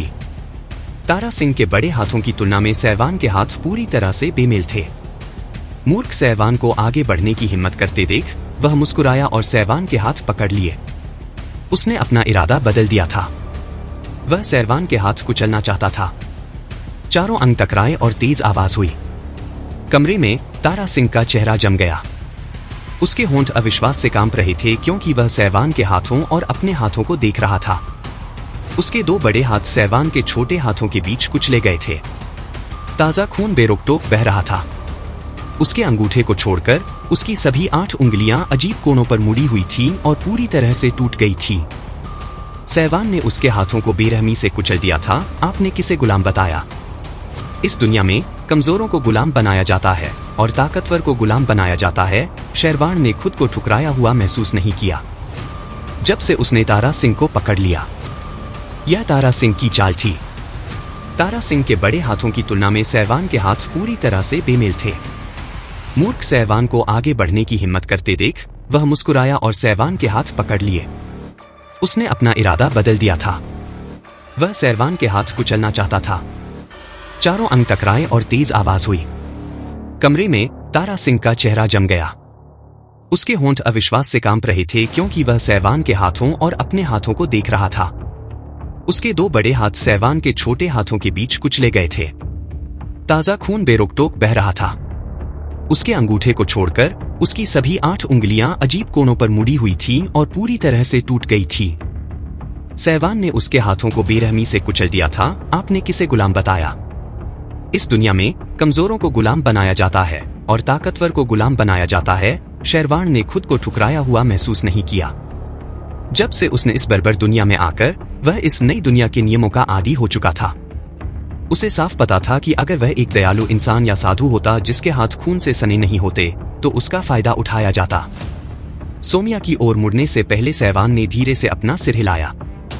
तुमने पहले कहा था कि तुम मेरे पैर तोड़ दोगे, मुझे फांसी पर लटका दोगे और मेरी आंखें निकाल दोगे। तुम क्या करना चाहते हो? उसने धीरे धीरे सोमिया की ओर बढ़ते हुए कहा। सहवान को आगे बढ़ता देख सोमिया चिल्लाई, साले तुझे प्लेग है क्या? तू इसे लोगों में फैलाने की सोच रहा है? सोमिया ऐसी इंसान नहीं थी जिससे खिलवाड़ किया जा सके। सहवान को अचानक इतना डरा हुआ देखकर उसने तुरंत उसे प्लेग बताने की योजना बनाई और भीड़ का समर्थन पाने की उम्मीद में चिल्लाने लगी, मेरे दोस्तों, इस छोटे से कमीने को मरने के बाद जरूर किसी भूत ने जकड़ लिया होगा, वरना वह इतना शक्तिशाली कैसे हो सकता था? क्या तुम भूल गए कि उस पर भूत सवार था? ठीक है। सोमिया अचानक हंस पड़ी और तेजी से भीड़ में से भाग गई। चले जाओ, उसने कहा। जब वह लौटी तो उसके हाथ में एक लकड़ी की बाल्टी थी। सहवान को तना घमंडी हो सकता है क्योंकि मैंने तुझे ऐसा करने दिया, सिर्फ इसलिए कि तेरे पास वो गंदी चीजें थीं। तू अजय हो गया? उसने पूछा। साले, तू इतना घमंडी कैसे हो सकता है? उसने पूछा। सिर्फ इसलिए कि तेरे पास वो गंदी चीजें थीं, तू अजय हो गया। देखो, मैं तुम हूं। अब मैं उसे कैसे मारूं? सोमिया ने लकड़ी की बाल्टी में से सहवान की ओर फेंकते हुए कहा। लकड़ी की बाल्टी के अंदर खून जैसा लाल तरल पदार्थ था और उससे बदबू आ रही थी। यह कुत्ते का खून था। दंगल से पहले योद्धा तारी खेमे के सदस्यों ने 2 शिकारी कुत्तों को मार डाला था और दंगल के बाद एक दावत का आयोजन किया था। शिकारी कुत्तों को मारने के बाद उनका खून एक लकड़ी की बाल्टी में इकट्ठा किया गया था। कुत्तों के दिल और फेफड़े पानी में तैर रहे थे और अब सारा खून सहवान पर फेंका जा रहा था। क्लाउड वाइडनेस के लोगों का मानना था कि कुत्ते का खून बुरी आत्माओं को दूर भगा सकता है। ये बुरी आत्माएं कुत्ते के खून को देख नहीं पाती और अगर उन पर छिड़का जाए तो पिघल जाती हैं। यही पुरानी कहावत कुत्ते का खून चेहरे पर का अर्थ था। कुत्ते का खून चेहरे पर कहावत का अर्थ था कि अगर किसी व्यक्ति के चेहरे पर कुत्ते का खून लगाया जाए तो वह श्रापित हो जाता है। इसका मतलब था कि वह व्यक्ति गतिहीन हो जाता और बोल नहीं पाता। सोमिया को सचमुच विश्वास नहीं था कि नन्हे सहवान में तारा को अपंग करने की क्षमता है। सिंह, जब तक कुत्ते का खून उस पर रहेगा, दुष्टात्मा उसे जलाती रहेगी और वह एक छोटे मुर्गे की तरह उसके आगे बेबस रहेगा। सोमिया सहवान के अंग काटकर उसे जलाने के लिए बेताब थी। जब तक वह उस पर भूत प्रेत का साया होने का आरोप लगाती रहेगी, तब तक लोगों को उसे सूली पर जलाने के लिए उकसाना आसान रहेगा। खून से भरी बाल्टी देखकर लोग चीख पड़े। इस समय सहवान की मंशा साफ दिख रही थी। सोनिया जैसी औरत जो मार्शल आर्ट नहीं जानती थी के लिए सहवान ने सोचा था कि उसे परेशान न करे, लेकिन जब उसने लिनारा पर हमला किया तो सहवान की सोच बदल गई। इसके अलावा अब उसे पता चल गया था कि यह औरत कितनी क्रूर है। कुछ लोग हड्डी तक जहरीले होते हैं। ऐसे लोग दुनिया को नुकसान पहुंचाते हैं, चाहे वे मार्शल आर्ट जानते हों या नहीं, चाहे वे औरतें हों या नहीं। एक जोरदार धमाका हुआ। सहवान को कुछ भी पता न चला। कुत्ते के खून की बाल्टी सहवान के ठीक सामने फूट पड़ी। हालांकि खून हर जगह फैल गया था, सहवान के शरीर पर एक भी बूंद नहीं गिरी। दूसरी ओर सोमिया पूरी तरह से कुत्ते के खून से भीग गई थी। सोमिया चीख पड़ी। उसके बाल झड़ गए और वह चीखती रही, तू राक्षस है, तू कमीनी है, तू कमीनी है। सोमिया अब बोल नहीं पा रही थी क्योंकि सहवान ने उसकी गर्दन पकड़ ली थी। उसकी जीभ बाहर लटक गई, उसका चेहरा सफेद पड़ गया और उसके अंग फड़कने लगे। मुझे बचाओ, मुझे बचाओ, जिंदा रहने की चाहत ने सोम्या को ये शब्द कहने की हिम्मत ही नहीं दी। इस क्षण उसके आसपास के लोग डर के मारे पीछे हट गए। उन्होंने सैरवान पर हमला करने की हिम्मत नहीं की। विशाल जंगल के आम लोग कमजोरों को धमकाते और ताकतवरों से डरते थे और उनमें अत्याचार की प्रबल प्रवृत्ति थी। किसी विशेषज्ञ के सामने वे अनजाने में आज्ञा मान लेते थे, लेकिन किसी कमजोर व्यक्ति के सामने वे अपना कुरूप, अपमानजनक रूप प्रकट कर देते थे। वे राक्षस बन जाते थे। लिनारा पर उनके हमले से यह स्पष्ट हो गया। वह अंततः डर गई। सैरवान को देखते ही उसकी आंखें और भी भय से भर गईं। वह अभी भी समझ नहीं पा रही थी कि सैरवान अचानक इतना शक्तिशाली कैसे हो गया। ऐसा लग रहा था मानो उस पर कोई भूत प्रेत का साया न हो, क्योंकि भूत प्रेत से ग्रस्त व्यक्ति कुत्ते के खून से बच नहीं सकता। भूत प्रेत से ग्रस्त व्यक्ति के लिए कुत्ते का खून देखना चूहे को बिल्ली द्वारा बेहोश करने जैसा था। तुम एक औरत को पीटना चाहते हो, कुक्का? सौम्या ने अपना मुंह खोलने की कोशिश की, उसकी आवाज कांप रही थी। सैरवान हंसा। मैंने कभी किसी औरत को नहीं मारा। यह कहते हुए सैरवान ने अपनी पकड़ थोड़ी ढीली कर दी। सौम्या ने राहत की सांस ली और थोड़ी हिम्मत जुटाई। जल्दी से मुझे जाने दो और यंग मास्टर से माफी मांगो। शायद वो तुम्हें जाने दें। तुम भले ही ताकतवर हो गए हो, लेकिन क्या तुम यंग मास्टर को हरा सकते हो? द्रावण यांग जनजाति के देवता थे। उनके पास पूर्ण अधिकार था। इन दिनों द्रावण के प्रचार के तहत लोग बीनी रथ क्षेत्र से पहले के विभिन्न चरणों के बारे में जानते थे। अतीत में द्रावण नश्वर रथ के 5वें स्तर के शिखर पर था और तारा नश्वर रथ के पहले स्तर पर थी और दोनों के बीच जमीन आसमान का अंतर था। हालांकि सौम्या सैरवान से डरती थी। उसे याद आया कि उसने द्रावण की सेवा की थी, इसलिए जब वह उसका साथ दे रहा था तो क्या उसे उस छोटे बदमाश से डरने की जरूरत थी? अगर द्रावण ने कोई चाल चली तो वह सैरवान को आसानी से कुचल देगा। यह सोचकर वह और भी साहसी हो गई। उसे लगा कि सैरवान का उसे जाने देना उसकी बुद्धिमत्ता का प्रमाण है। युवा मास्टर के सामने घुटने टेकें और अपनी गलतियों को स्वीकार करें, वरना वह तुम्हारी जान ले लेगा। क्या तुम सिर्फ इसलिए इतनी ताकतवर हो कि तुमने उस थके हुए तारा सिंह को हरा दिया? यंग मास्टर की तुलना में तारा सिंह एक कीड़े जैसा है और तुम बस थोड़े बड़े कीड़े हो। सोनिया चीखी।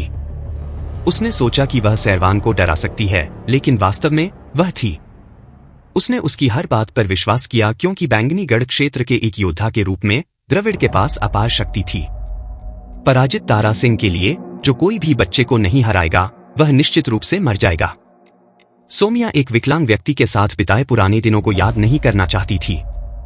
सोम्या की धमकियों को सुनकर सैरवान बस हंसा और बिना किसी चेतावनी के उसे थप्पड़ मार दिया।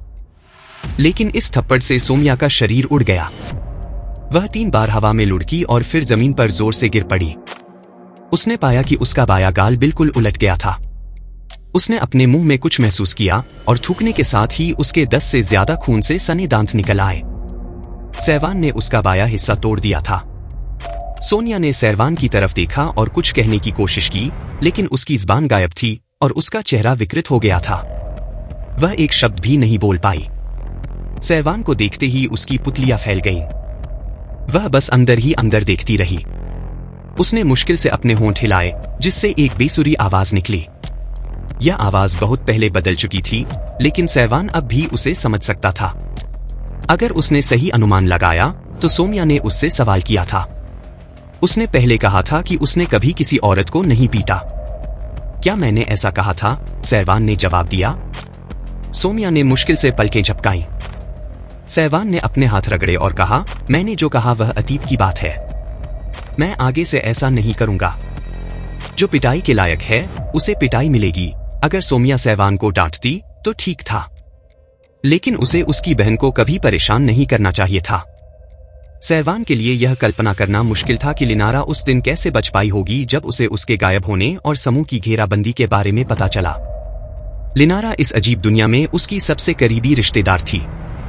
वह अब किसी को भी उसे नुकसान पहुंचाने की इजाजत नहीं दे सकता था। सैरवान की बात खत्म होते ही सोम्या के मुंह से खून बहने लगा और वह बेहोश हो गई। अखाड़े की लड़ाई में ऐसा मोड़ किसी ने नहीं सोचा था। सैरवान का अचानक प्रकट होना, तारा का अपंग होना और सोम्या की पिटाई विशाल जंगल में बेहद पिछड़ी चिकित्सा पद्धतियां थीं। ऐसी चोटों से नसों में संक्रमण हो सकता था और एंटीबायोटिक दवाओं के बिना बचना लगभग असंभव था। अगर तारा बच भी जाती तो वह मार्शल आर्ट या काम करने की क्षमता से वंचित हो जाती। बिस्तर से उठना भी मुश्किल हो जाता। सोम्या की बात करें तो उसका चेहरा विकृत हो चुका था। बेशक विकृत होने से पहले सोम्या का रूप सैरवान के लिए भयावह था, लेकिन आधे दांतों के बिना सोम्या को अब अनाज या सब्जियां खाने में भी परेशानी होगी। विशाल जंगल में जब तक किसी को खाने को कुछ नहीं मिलता, वह शायद भूख से मर जाएगी। पहले प्लेग से संक्रमित लोगों के परिवार सैरवान से बहुत नफरत करते थे, लेकिन अब वे डरे हुए थे। सैरवान ने उन्हें देखा और पहचान लिया कि ये वही बच्चे हैं जिन्होंने कुछ दिन पहले हाथी पर हमला किया था। एक महिला के चेहरे के भाव बदल गए।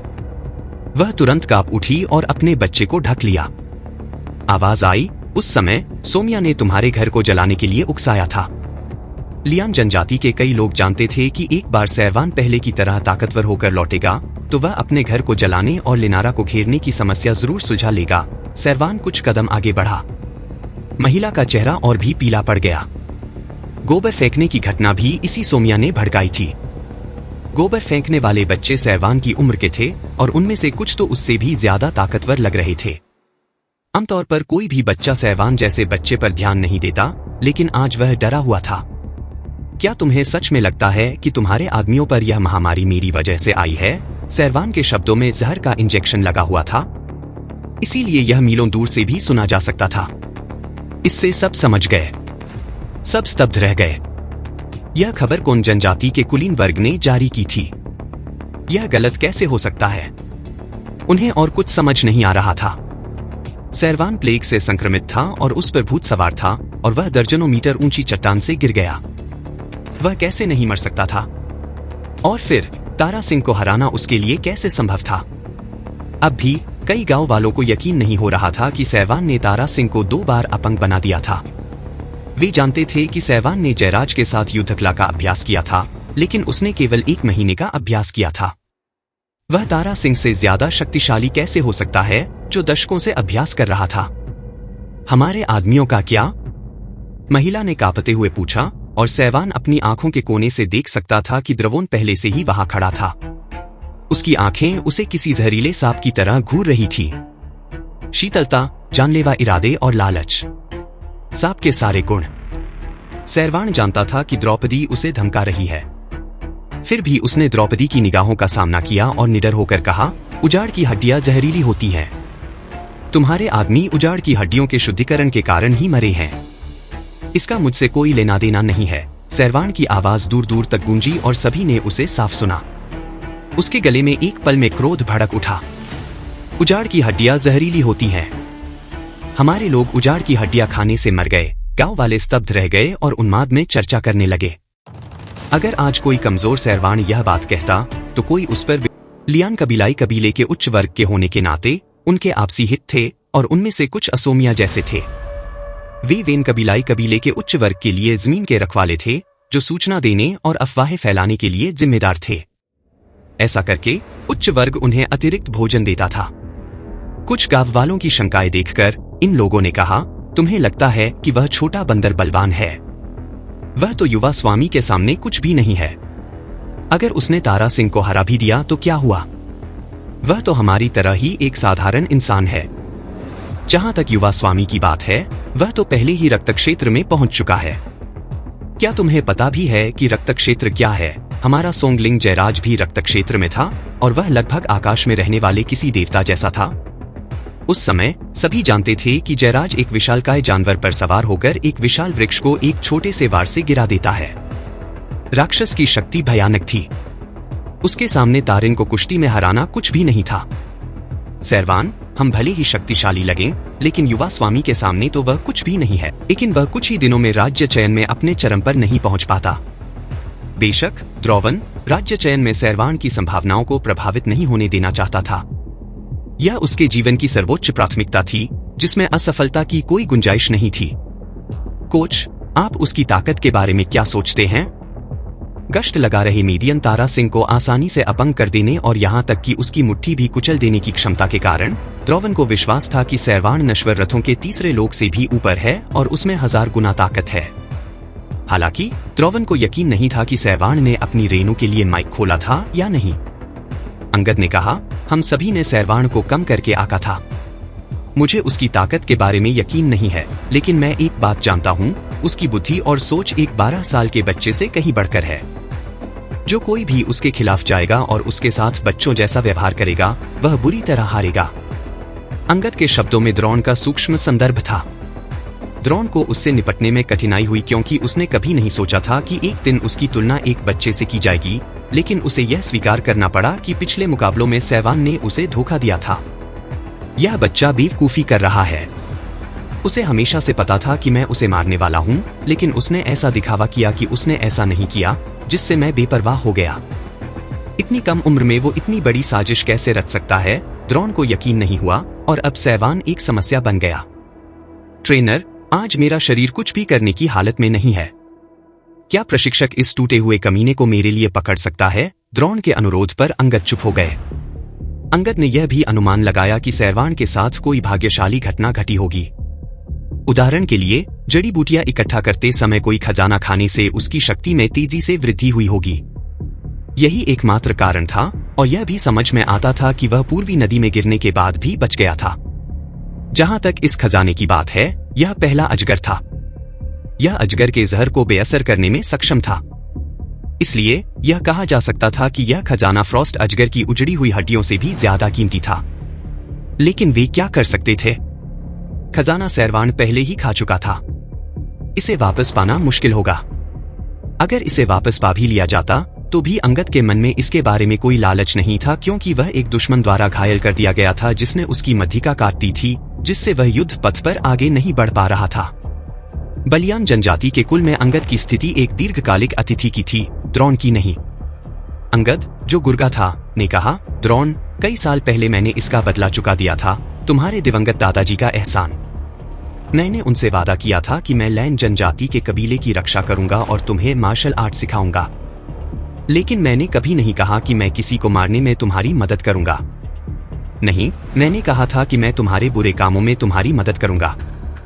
मुझे पता था कि तुम्हारी उजड़ी हुई हड्डियों को निखारा जा रहा है, लेकिन मैंने दखल नहीं दिया क्योंकि मैं जानता हूं कि यह दुनिया ऐसी है जहां ताकतवर कमजोरों का शिकार करते हैं। सफलता पाने के लिए कमजोरों की बलि देना तो समझ में आता है, लेकिन मुझे एक ऐसे बच्चे पर जिसकी मार्शल आर्ट की मूर्ति हो, सिर्फ इसलिए हमला करने देना क्योंकि तुम ईर्ष्या करते हो, मैं इस बात से सहमत नहीं हो सकता। हालांकि तुम मेरी बात नहीं मानोगे, फिर भी मैं तुम्हें सलाह दूंगा। अगर तुम अपना जीवन अच्छा बनाना चाहते हो तो तुम्हें उदार होना होगा। तुम में थोड़ी असहिष्णुता होनी चाहिए। अगर तुम बहुत क्रूर, बहुत स्वार्थी और दूसरों के प्रति असभ्य हो, तो दुनिया तुम्हें बर्बाद कर देगी। अंगद के शब्दों ने द्रवों को झकझोर दिया। प्राचीन काल से ही अच्छी सलाह, कानों में आंसू भर आए। अंगद के शब्दों के बारे में द्रवों को पहले ही लग गया था कि बेनो भड़कने वाला है। गुरु, इसका क्या मतलब है? इतने सालों से मैं एक शिक्षक के रूप में आपका सम्मान करता आया हूं, लेकिन आज तुम एक बाहरी व्यक्ति की मदद कर रहे हो। द्रौपदी के शब्द क्रोध से भरे थे। अंगद ने सिर हिलाया। मैंने तुम्हें इतने सालों में बड़ा होते देखा है। मैं तुम्हारे विचारों के बारे में सब कुछ जानता हूं, बस मैं तुम्हें एक के बाद एक गलतियां करते नहीं देखना चाहता। इसके अलावा बैंगनी रक्त क्षेत्र से नीचे किसी के लिए भी मेरी ताकत का मुकाबला करना मुश्किल है। मुझे खुद पर इतना भरोसा नहीं है कि मैं सहवान को पकड़ सकूं। अंगद के शब्दों ने द्रौपदी को चौंका दिया। यह कैसे संभव है? क्या प्रशिक्षक यह स्वीकार कर रहा था कि इस बच्चे में प्रशिक्षक की बराबरी करने की क्षमता है? अगर ऐसा है, तो क्या वह कम से कम मेरी तरह कवि संग्रह क्षेत्र में तो नहीं होगा? यह असंभव है। द्रवों को यह बेतुका लगा। चाहे सहवान कितना भी भाग्यशाली क्यों न रहा हो, उसकी साधना गति इतनी तेज नहीं हो सकती थी। मुझे भी यह असंभव लगता है। अंगद ने झुंझलाकर कहा। लेकिन क्या आपने यह नहीं सोचा कि इस बालक की बुद्धि और साधना स्तर को देखते हुए वह रक्त के नीचे के क्षेत्रों में अंतर नहीं कर पाएगा? आपकी और मेरी साधना स्तर कोई रहस्य नहीं है, फिर भी उसने यहां आने का साहस किया। इससे सिद्ध होता है कि उसमें आपका सामना करने का आत्मविश्वास है और बिना चोट खाए बच निकलने की क्षमता है। अंगद के शब्दों ने द्रवों को क्रोधित कर दिया और उसने उसे डांटा। अगर प्रशिक्षक कोशिश भी करता तो वह बिना चोट खाए बच नहीं पाता। अंगद ने कहा, मेरे भी मन में ऐसे ही विचार आए। मुझे भी लगा कि उसे वीरान हड्डियों का ठंडा जहर खाकर पूर्वी नदी में गिरकर मर जाना चाहिए था। फिर भी वह फिर से जीवित हो गया। अंगद के शब्दों ने द्रवों को झकझोर दिया। दरअसल उनका मानना था कि सैरवान को मर जाना चाहिए था, लेकिन आज वह उनके सामने खड़ा था। उसने तारा सिंह को भी अपाहिज बना दिया था। इसमें कोई शक नहीं था कि यह उनके मुंह पर सरेआम तमाचा था। अंगद ने कहा कि उसकी ताकत भले ही थांडस या मीडियन क्षेत्र में हो, लेकिन उसके पास अपनी जान बचाने का कोई रास्ता जरूर होगा, किसी खजाने की तरह जो उसकी रक्षा करेगा। एक 12 साल का बच्चा जिसकी मानसिक क्षमता और ताकत इतनी है। सभी लोग द्रवोन की ओर देखते रहे। द्रवोन को इस मुश्किल से निकलने का रास्ता चाहिए था। द्रवोन ने सैवान को तीखी नजरों से देखा। मुझे ठीक होने के लिए बस कुछ दिन चाहिए, और जब ऐसा होगा तो मैं आज जो हुआ उसका बदला जरूर लूंगा। मैं तुम्हें दिखाना चाहता हूं कि जिंदा मौत का क्या मतलब होता है। अगर कोई विशेषज्ञ उस पर हावी हो जाता तो ठीक रहता, लेकिन अब कोई ऐसा व्यक्ति जो उससे कमजोर लग रहा था, उसे उकसा रहा था और उसके अधिकार को कमजोर कर रहा था। फिर भी अपनी चोटों के कारण वह कुछ नहीं कर पा रहा था। वह क्रोधित कैसे न हो। सैवान ने, द्रवोन ने अनक्षा से कहा, हालांकि वह जानता था कि वह कुछ नहीं कर सकता। अगर वह सैरवान से लड़ता, भले ही जीत जाता, तो किदाम चयन में उसकी संभावनाएं कम हो जाती, जो कुछ ही दिनों में होने वाला था, और वह यह कीमत चुकाने को तैयार नहीं था। इस आदिवासी जनजाति ने सैकड़ों वर्षों तक क्लाउड वाइड्स में कष्ट सहे हैं। हमारे पूर्वज घास की जड़ों और पेड़ों की छालों पर रहते थे। धीरे धीरे हमारी जनजाति को उस रूप में विकसित किया जो हम आज हैं। आखिरकार मेरी पीढ़ी में मैंने 1 दशक तक मार्शल आर्ट का अभ्यास किया और अकाल के वर्षों में भी अपने अभ्यास को कभी कम नहीं होने दिया। एकमात्र उद्देश्य लिया आदिवासी जनजाति को जंगल से बाहर निकालकर शहर में लाना था, ताकि जनजाति समृद्ध हो सके। लेकिन अब जैसे ही मैंने अपनी सारी संपत्ति जनजाति को बचाने में लगा दी है, आप यहाँ अफवाहें फैलाने, लोगों को गुमराह करने और मुझ पर झूठा आरोप लगाने आए हैं। क्या आप चाहते हैं कि लिया जनजाति के लोग हमेशा दुख में रहें? द्रावण के शब्दों ने सैरवान को पलटवार किया, जिससे एक सार्वजनिक बहस छिड़ गई। द्रावण और सैरवान अपने तर्कों पर अड़े रहे। सैरवान ने कहा कि द्रोण ने उन वीरान हड्डियों को परिष्कृत किया था जिनमें वह जहर था जिससे मौतें हुईं, जबकि द्रोण ने कहा कि सैरवान उसे फंसा रहा है। दोनों पक्ष एक दूसरे से पूरी तरह असहमत थे। हालांकि इस बहस में लोगों को द्रोण पर यकीन था। आखिरकार लिया जनजाति में द्रोण का बहुत ऊंचा स्थान था। सैरवान जब बच्चा था, तब भाषण सुनकर सैरवान जनजाति के सदस्यों की भावनाओं को समझ गया और उसे पृथ्वी की एक कहानी याद आ गई। प्राचीन काल में गुफावासियों का एक समूह छाया की पूजा करता था। छायाएं बड़ी या छोटी हो सकती थीं। वे देवताओं जैसी दिखती थीं। इसलिए गुफावासी प्रतिदिन छाया की पूजा करते थे। लेकिन एक चतुर गुफावासी ईश्वर में विश्वास नहीं करता था। एक दिन बहुत प्रयास के बाद वह गुफा की चोटी पर चढ़ने में कामयाब रहा। तब उसे एहसास हुआ कि जिस देवता की वे पूजा करते थे, वह सूर्य के प्रकाश से बनी एक चट्टान की छाया मात्र थी। चतुर गुफावासी ने अपने कबीले को सच बता दिया। वह नहीं चाहता था कि वे छाया की पूजा करें, क्योंकि वे केवल चट्टानों की छायाएं थीं, देवता नहीं। अंत में किसी ने भी उस चतुर गुफावासी पर विश्वास नहीं किया। वे डर गए। ईश्वर की निंदा करने के कारण उस चतुर गुफावासी को अंततः सूली पर जला दिया गया। उसके बाद गुफावासी चट्टानों की परछाइयों की पूजा करते रहे। सैरवान को लगा कि उसकी वर्तमान स्थिति बिल्कुल उस कहानी जैसी ही है। वह चतुर गुफावासी था, जबकि द्रोण छाया था। वर्तमान द्रोण, जो कबीले को बचाने की कोशिश कर रहा था, ने पीछे हटने के सभी रास्ते बंद कर दिए थे और सफलतापूर्वक उस क्षेत्र में प्रवेश कर गया था। वह लियान आदिवासी कबीले का एक देवता था। सभी, चाहे वे लियान आदिवासी कबीले के उच्च वर्ग के लोग हों, योद्धा प्रशिक्षण शिविर के सदस्य हों या आम लोग, द्रोण पर अपनी आशाएं टिकाए हुए थे, यह आशा करते हुए कि वह कबीले में बदलाव लाएगा और उन्हें गरीबी और भुखमरी से उबारेगा। जो लोग कठिनाइयों में जीते हैं वे धार्मिक होते हैं। उन्हें वास्तविकता से बचने और उज्ज्वल भविष्य में विश्वास करने के लिए भावनात्मक सहारे की आवश्यकता होती है। तभी उनमें जीने का साहस होगा। जहां तक द्रोण का सवाल है, उसने निस्संदेह वह स्थान ग्रहण किया। वह कबीले का नेता था और कबीले के कई युवकों के लिए एक आदर्श था। वह सभी लड़कियों के दिलों में एक आदर्श स्वप्न दृष्टा था। सैरवान की बात करें तो उसने लियान आदिवासी कबीले को बचाया होता। जहां तक सैरवान का सवाल है, वह तो सिर्फ 12 साल का बच्चा था और उसकी प्रतिष्ठा ज्यादा थी। उसके पास द्रोण को उखाड़ फेंकने का अधिकार या शक्ति नहीं थी, इसलिए उसके लिए उसे उखाड़ फेंकना मुश्किल था।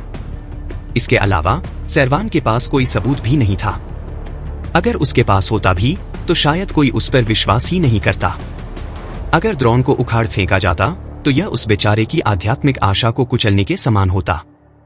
वह हमेशा के लिए अंधकार में जिएगा। ऐसा कौन होने दे। द्रवोन आखिरकार बैंगनी क्षेत्र में प्रवेश कर गया था, इसलिए राज्य चयन में पास होना तय था। सैरवान के बारे में, हालांकि उसकी प्रतिभा अच्छी लग रही थी। उसने लंबे समय तक युद्ध कला का अध्ययन किया था। उसने अनुष्ठान का अभ्यास नहीं किया था और उसकी शक्ति एक सौभाग्यपूर्ण दुर्घटना से आई थी। वह नश्वर रथ के लगभग तीसरे चरण में था, इसलिए उसके लिए राज्य चयन में उत्तीर्ण होना असंभव था। भविष्य में जब सैरवान बड़ा होगा, अगर वह द्रोण की मदद करने को तैयार होगा तो यह द्रोण के लिए एक बड़ी मदद होगी, जिससे लैन जनजाति के कबीले की प्रगति में मदद मिलेगी। यह बहुमत की राय थी। हालांकि द्रोण और सैरवान के मन में ऐसा कोई विचार नहीं था। सैरवान ने कबीले के सदस्यों और द्रोण के गुरु की टिप्पणियों को नजरअंदाज कर दिया। उसे आश्चर्य हुआ कि द्रोण ने अपने विरुद्ध की गई दुर्भावनापूर्ण बदनामी को दूर करने के लिए कोई कदम नहीं उठाया। इसका क्या कारण हो सकता है? सैरवान ने ध्यान से देखा कि द्रोण का चेहरा पीला पड़ गया था। क्या उसे कुंडलिनी संकट हुआ था जिससे उसे चोट पहुंची थी? लेकिन द्रोण के कोई कदम न उठाने पर भी अंगद अभी भी यहां था।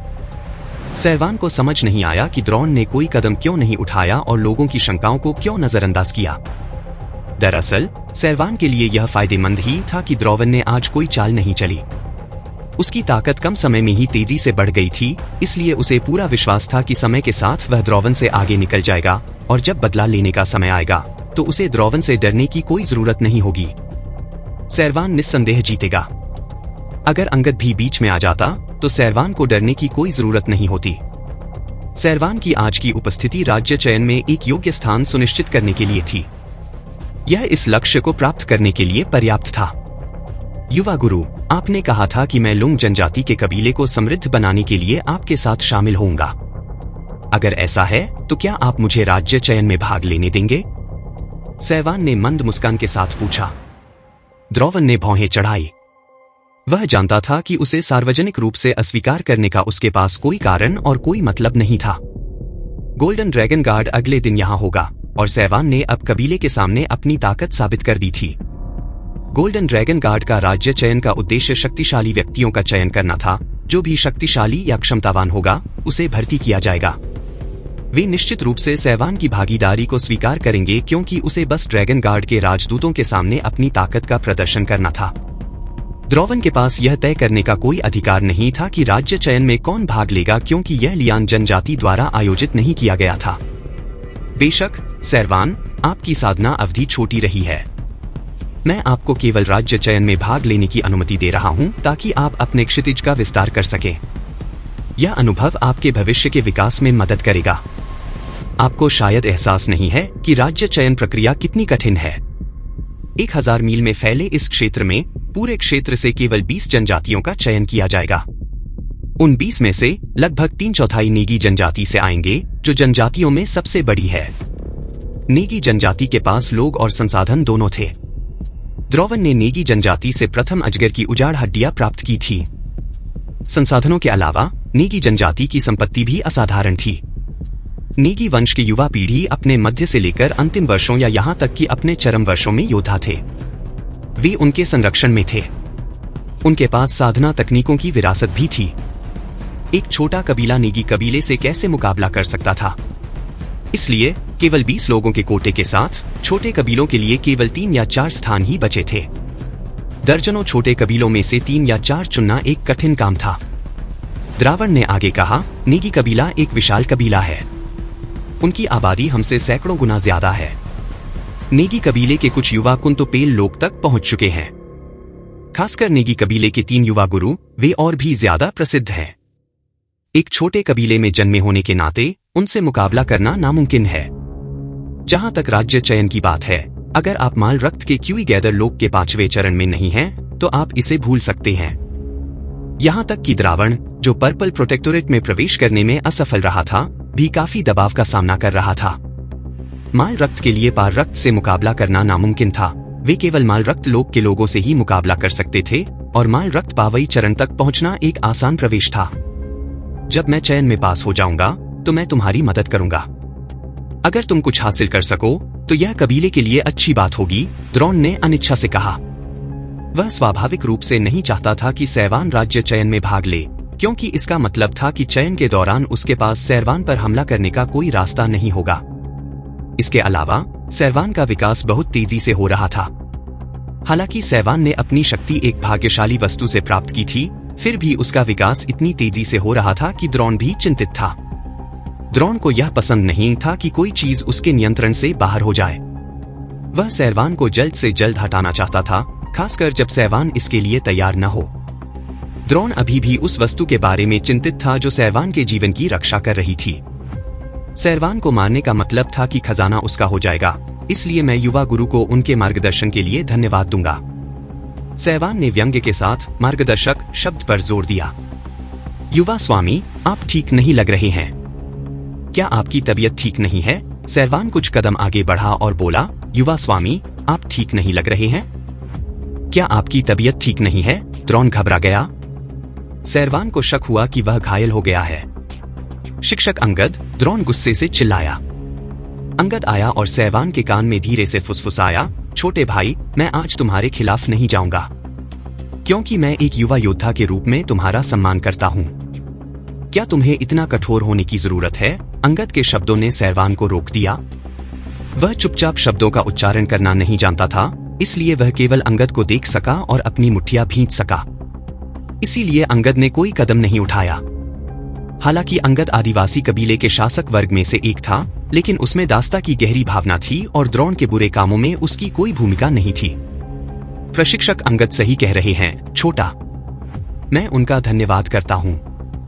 छोटा, मुझे प्रशिक्षक अंगद एक व्यक्ति के रूप में सचमुच बहुत पसंद है। छोटा, मैं पहले आगे बढ़ूंगा। कल दोपहर मिलते हैं। सैरवान के शब्द अंगद के प्रति विनम्र थे। दरअसल अंगद एक तरह से सैरवान के पहले गुरु थे। उन्होंने उसे सबसे बुनियादी साधना तकनीक ड्रैगन टाइगर बोन सिखाई थी, हालांकि सैरवान इसे नहीं जानता था। गुरुपा से सीखे ये शब्द कहने के बाद सैरवान भीड़ से निकलकर लैन जनजाति के हर पर्वत की ओर चल पड़ा। वह लिनारा की सुरक्षा को लेकर चिंतित था, इसलिए उसने ट्रे हाउस का स्थान नहीं बताया। उसने हर पर्वत की घाटी से पूर्वी नदी में कूदने और झरने से नीचे उतरने की योजना बनाई। इस तरह कोई भी यह अनुमान नहीं लगा पाएगा कि वह कहाँ रहता है। अगली सुबह ध्यान समाप्त करते ही सैरवान ने अपनी आंखें खोली। आखिरकार वह दिन आ ही गया। आज गोल्डन ड्रैगन गार्ड के राजकुमार लैन जनजाति के पास आएंगे और उन्हें राज्य के चयन के लिए ले जाएंगे। भाई, बस अपना सर्वश्रेष्ठ करो, लेकिन इस बारे में ज्यादा चिंता मत करो। तुम अभी जवान हो और तुम्हारे पास बहुत समय है। हमारे दिन और बेहतर ही होंगे, इसलिए द्वेष से काम मत लो। यह आवेग में आकर काम करने जैसा है। मैं समझती हूं। यह जानते हुए कि आज बहन सैरवान का प्रस्थान दिवस था, लिनारा ने सैरवान को कुछ सलाह दी। ये हृदयस्पर्शी शब्द सुनकर उसने कहा, बहन लिनारा, तुम्हें इन कुछ दिनों में अकेले रहना होगा। मैंने तुम्हारे लिए सारा खाना तैयार कर दिया है। इधर उधर मत भटकना। सैरवान को अंदाजा था कि वह लिनारा को राज्य चयन के लिए नेगी जनजाति के पास नहीं ले जा सकेगा। वह केवल एक महत्वपूर्ण उम्मीदवार थी और उसे गोल्डन ड्रैगन गार्ड के घोड़ों में से एक पर सवार होना था। उसके लिए किसी को अपने साथ ले जाना असंभव था। शुक्र है कि किन जनजाति का पिछला पहाड़ बहुत चौड़ा था, जिससे लिनारा को वहां छिपाना आसान था। द्रावण भी राज्य चयन में भाग लेने के लिए लियान जनजाति को छोड़ रहा था। इससे सैरवान निश्चिंत हो गया। जब तक लिनारा छिपी रही, पिछला पहाड़ बिल्कुल सुरक्षित था, क्योंकि वहां कोई जानवर नहीं था। आखिरकार आखिरी उपाय के तौर पर सैरवान ने लिनारा को वह सुरक्षा कवच दिया जो बूढ़े ने उसे दिया था। यह टॉयलेट पेपर के आकार का एक फटा हुआ पीला कागज का टुकड़ा था। सैरवान ने इसे अब तक अपने पास रखा था। उसकी एकमात्र आशा यह थी कि बूढ़ा उसके साथ मजाक न कर रहा हो, किसी सुरक्षा वस्तु का इस्तेमाल चाल चलने के लिए। वह बूढ़ा मूर्ख बहुत ही दुष्ट होगा। सैरवान चला गया। वह एक फुर्तीला मृग की तरह था और तेजी से लैन जनजाति की ओर बढ़ा। जब सैरवान लैन जनजाति में पहुंचा तो लैन जनजाति के सभी शीर्ष अधिकारी ड्रैगन गार्ड राजदूतों का स्वागत करने के लिए एकत्रित हुए थे। गोल्ड ड्रैगन गार्ड राजदूत ठीक दोपहर को पहुंचा। वह राख काले रंग का एक विशालकाय व्यक्ति था। एक मानक गोल्ड ड्रैगन गार्ड माउंट पर सवार होकर वह एक आज्ञाकारी आभा के साथ लैन जनजाति के पास पहुंचा। राज्य के चयन में कौन भाग लेगा? राजदूत ने हाथ हिलाकर कहा, चढ़ो, और सीधे मुद्दे पर आ गया। इस प्रकार 10 उम्मीदवार राजदूत की सवारी पर सवार हो गए। हालांकि सवारी 2 लोगों के बैठने लायक ऊंची थी, फिर भी वह बहुत भीड़भाड़ वाली हो गई। राजदूत उस जानवर की विशाल पीठ पर बैठ गया, जबकि बाकी लोग कंधे से कंधा मिलाकर बगल में बैठे थे। योद्धा तैयारी शिविर के अन्य 8 सदस्यों की तुलना में द्रवोन को निस्संदेह ज्यादा जगह दी गई थी। एक अनुचर होने के नाते उसे यह सुनिश्चित करना था कि उसका स्वामी आराम से रहे। यह एक अनुचर का कर्तव्य था। सीमित जगह के बावजूद द्रवोन के पास काफी जगह थी, जबकि सैरवान के पास स्वाभाविक रूप से जगह नहीं थी। वह 2 आदमियों तक सीमित था, लेकिन सैरवान बेफिक्र था। भोर से ही यान जनजाति अपने घरों से बाहर निकलकर गा के प्रवेश द्वार पर द्रवोन और उसके साथियों को विदा करने के लिए खड़े थे। द्रवोन का जाना उन बीजों की कटाई का प्रतीक था जिन्हें उन्होंने इतनी मेहनत से उगाया था। इसलिए जनजाति को उससे बहुत उम्मीदें थीं। युवा स्वामी की जीत निश्चित है। युवा स्वामी की जीत निश्चित है। युवा स्वामी की जीत निश्चित है। योद्धा तैयारी शिविर के सदस्यों ने एक बार फिर अपने नारे लगाने शुरू कर दिए। शौर्यवान को नारे सुनकर शर्मिंदगी महसूस हुई। योद्धा तैयारी शिविर के सदस्यों की मनता देखकर वह स्तब्ध रह गया। लोगों ने भी कुछ शब्द चिल्लाने शुरू कर दिए। युवा स्वामी, पूरा कबीला आप पर निर्भर है। बूढ़े लोग जमीन पर झुक गए। उसी समय गा की एकमात्र चुड़ैल फिर से अपने मिर्गी भरे अंदाज में नाच रही थी। चिंता मत करो मेरे लोगों, मैं तुम्हें निराश नहीं करूंगी। द्रोण अपने विशाल आसन से उठा और अपने हाथ पहले बाईं ओर फिर दाईं ओर जोड़े। यह कहना जरूरी था कि द्रोण मित्रतापूर्ण तरीके से आकर्षक लग रहा था। अपने ऊंचे सफेद द्वार के साथ वह बेहद सुंदर लग रहा था। उसमें एक बड़े कबीले के युवा स्वामी का भाव था। अपने आत्मविश्वास और मिलनसार स्वभाव के कारण वह युवतियों को बेहद आकर्षित करता था। कबीले की कई युवतियां द्रोण को देखकर चकित रह गईं। वे शर्माते हुए बोलीं, युवा स्वामी, हम आपकी वापसी का इंतजार करेंगे।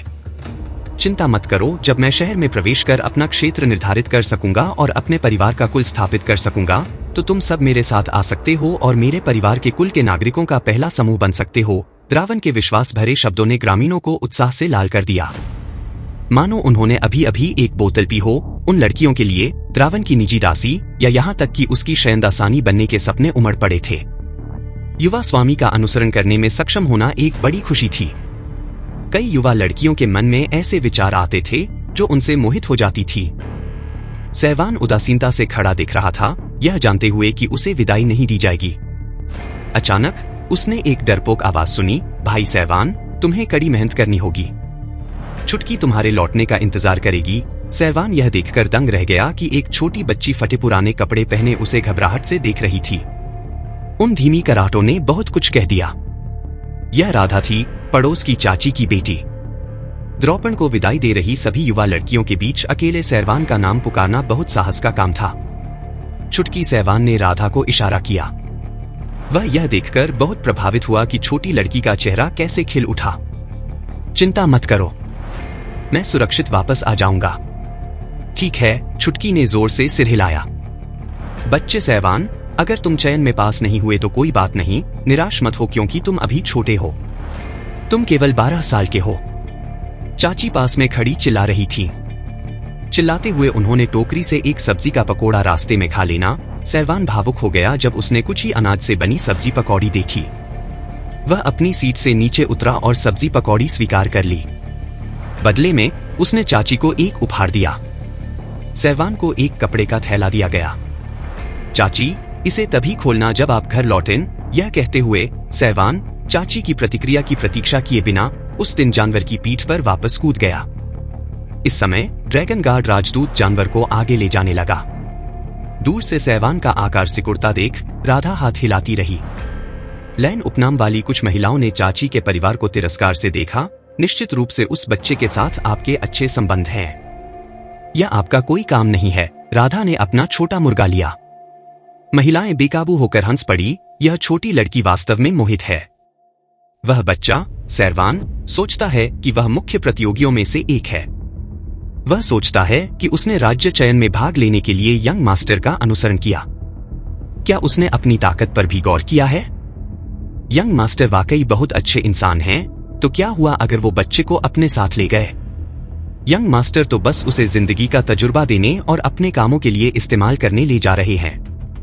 आगे चलकर वो बस एक और मुर्गा बनकर रह जाएगा। क्या तुम्हें सच में लगता है कि बच्चा सिलेक्शन में पास हो जाएगा? ये औरतें एक दूसरे की हर बात बड़ी सहजता और खुशी से पूरी करती थीं। उसका उपनाम लैन था और वो ड्रावोन के ही परिवार से था और वह उसी लियान आदिवासी कबीले का था। जब तक ड्रावन सफल होता रहेगा, उन्हें भरपूर लाभ होता रहेगा। जब उनके दुखों का अंत निकट था, तो वे खुश कैसे न होते। लैन महिला चुटकी की मौसी राधा का मजाक उड़ा रही थी, लेकिन जब उसने सैवान द्वारा दिए गए कपड़े के थैले को छुआ तो वह चौंक गई। एक पल के लिए लड़खड़ाने के बाद उसने अपने गले में पड़ी लात को निगल लिया और कपड़े के थैले को सावधानी से अपने शरीर से सटा लिया। उसने दुष्ट महिलाओं की परवाह नहीं की और चुपचाप राधा को घर खींच लाई। दरवाजा बंद करने के बाद ही मौसी ने कपड़े का थैला निकाला। उसने उसे मुख्य कमरे में मेज पर सावधानी से रख दिया। माँ, सैरवान भाई ने तुम्हें क्या दिया? चुटकी ने उत्सुकता से पूछा। वह मौसी के हाथ में था। जब उसने थैला छुआ तो आसपास बहुत से लोग थे, इसलिए वह उसे खोलने से डर रही थी। लेकिन जैसे ही उसने उसे पकड़ा, उसे उसकी बनावट और किसी ऐसी चीज की खुशबू महसूस हुई जिसे ढूंढना उनके लिए असंभव था। उसने एक गहरी सांस ली और कपड़े के थैले को फाड़ दिया। कुछ ही क्षणों बाद जो कुछ बचा था वह सब गायब हो गया। जहां तक आंटी की बात है, मानसिक रूप से तैयार होने के बावजूद उनका दिल कुछ देर के लिए धड़क रहा था। उनके सामने भुना हुआ चिकन आ गया। वह बाहर से कुरकुरा और अंदर से मुलायम था, सुनहरा, चमकदार और खुशबूदार। बस छक्की को उल्टी होने लगी, उसका मुंह लाल रंग से भर गया। भाई सैवान ने उसे चिकन दिया। बच्चे सैवान ने हमें यह दिया। आंटी आश्चर्य से चिकन को देख रही थी। सैवान को यह फ्राइड चिकन कैसे मिला? इस भुने हुए चिकन को देखकर भी ऐसा लग रहा था कि इसे बड़ी पाक कला से पकाया गया है। त्वचा की गंध आंटी को जानी पहचानी लग रही थी। यह शहद था। उन्होंने बहुत समय पहले गलती से पीछे पहाड़ियों में कुछ शहद तोड़ लिया था। शहद भुना चिकन। बच्चा सैवान को यह कैसे मिला? आंटी को विश्वास नहीं हुआ, लेकिन इस समय राधा की लार टपक रही थी। उसने उत्सुकता से तले हुए चिकन को देखा और पूछा, माँ, क्या मैं इसे खा सकती हूँ? आंटी हंस पड़ी और छोटू के सिर पर थपथपाया। राधा, बच्चे सैवान ने कहा, आपने मुझे खाने के लिए चिकन दिया था। यह कहकर आंटी ने एक चिकन की टांग तोड़ी और उन्होंने इसे छुटकी के छोटे हाथों में रख दिया। इसे जल्दी से खा लो। जब तुम्हारे पिताजी वापस आएंगे तो हम बाकी खा लेंगे। भाई सैवान बहुत अच्छा है। यह सोचकर छुटकी का दिल खुशी से भर गया। भाई सैवान ने तुम्हें क्या दिया?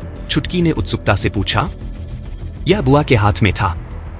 जब उसने थैला छुआ तो आसपास बहुत से लोग थे, इसलिए वह उसे खोलने से डर रही थी। लेकिन जैसे ही उसने उसे पकड़ा, उसे उसकी बनावट और सुगंध का एहसास हुआ जो उनके लिए ढूंढना नामुमकिन था।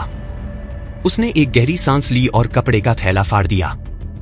कुछ ही क्षणों बाद जो कुछ बचा था वह चला गया। जहां तक बुआ का सवाल है, मानसिक रूप से खुद को तैयार करने के बाद भी उनका दिल कुछ देर के लिए धड़क उठा। उनके सामने एक भुना हुआ चिकन प्रकट हुआ। यह बाहर से कुरकुरा और अंदर से नरम था। यह सुनहरा, चमकदार और सुगंधित था। बस यही है। छकी को उल्टी होने लगी, उसका मुंह लाल रंग से भर गया। भाई सैवान ने उसे दिया। बच्चे सैवान ने यह हमें दिया। बुआ आश्चर्य से चिकन को देख रही थी। सैरवान को यह तला हुआ चिकन कैसे मिला? इस भुने हुए चिकन को देखकर भी ऐसा लग रहा था कि इसे बड़ी पाक कला से पकाया गया है। इसकी त्वचा की गंध बुआ को जानी पहचानी लग रही थी। यह शहद था। उन्होंने गलती से एक पहाड़ी के पीछे कुछ शहद उठा लिया था। बहुत समय पहले हनी रोस्टेड चिकन किटो। सैरवान को यह कैसे मिला? आंटी को विश्वास नहीं हो रहा था, लेकिन इस समय राधा की लार टपक रही थी। उसने फ्राइड चिकन को उत्सुकता से देखा और पूछा, माँ, क्या मैं इसे खा सकती हूँ? आंटी हंस पड़ी और छोटू के सिर पर थपथपाया। राधा, किड, सैरवान ने कहा, तुमने मुझे खाने के लिए चिकन दिया था। यह कहकर आंटी ने एक चिकन की टांग तोड़ी और उन्होंने इसे छुटकी के छोटे हाथों में रख दिया। इसे जल्दी से खा लो। जब तुम्हारे पिताजी वापस आएंगे तो हम बाकी खा लेंगे। हाँ, छुटकी ने जल्दी से एक निवाला खा लिया। जिस क्षण चिकन का मांस उसके मुंह में गया, छुटकी को ऐसा लगा जैसे वह आसमान में तैर रही हो। चिकन का मांस बहुत स्वादिष्ट था। उसने अपने जीवन में कभी इतना स्वादिष्ट कुछ नहीं खाया था। भाई सैवान बहुत अच्छा है। यह सोचकर छुटकी का दिल खुशी से भर गया। भाई सैवान ने तुम्हें क्या दिया? छुटकी ने उत्सुकता से पूछा। यह बुआ के हाथ में था। जब उसने थैला छुआ तो आसपास बहुत से लोग थे, इसलिए वह उसे खोलने से डर रही थी। लेकिन जैसे ही उसने उसे पकड़ा, उसे उसकी बनावट और सुगंध का एहसास हुआ, जो उनके लिए ढूंढना नामुमकिन था। उसने एक गहरी सांस ली और कपड़े का थैला फाड़ दिया। कुछ ही क्षणों बाद जो कुछ बचा था वह चला गया। जहां तक बुआ का सवाल है, मानसिक रूप से खुद को तैयार करने के बाद भी उनका दिल कुछ देर के लिए धड़क उठा। उनके सामने एक भुना हुआ चिकन प्रकट हुआ। यह बाहर से कुरकुरा और अंदर से नरम था। यह सुनहरा, चमकदार और सुगंधित था। बस यही है। छकी को उल्टी होने लगी, उसका मुंह लाल रंग से भर गया। भाई सहवान ने उसे दिया। बच्चे सहवान ने यह हमें दिया। बुआ आश्चर्य से चिकन को देख रही थी। सहवान को यह तला हुआ चिकन कैसे मिला? इस भुने हुए चिकन को देखकर भी ऐसा लग रहा था कि इसे बड़ी पाक कला से पकाया गया है। इसकी त्वचा की गंध बुआ को जानी पहचानी लग रही थी। यह शहद था। उन्होंने गलती से एक पहाड़ी के पीछे कुछ शहद उठा लिया था।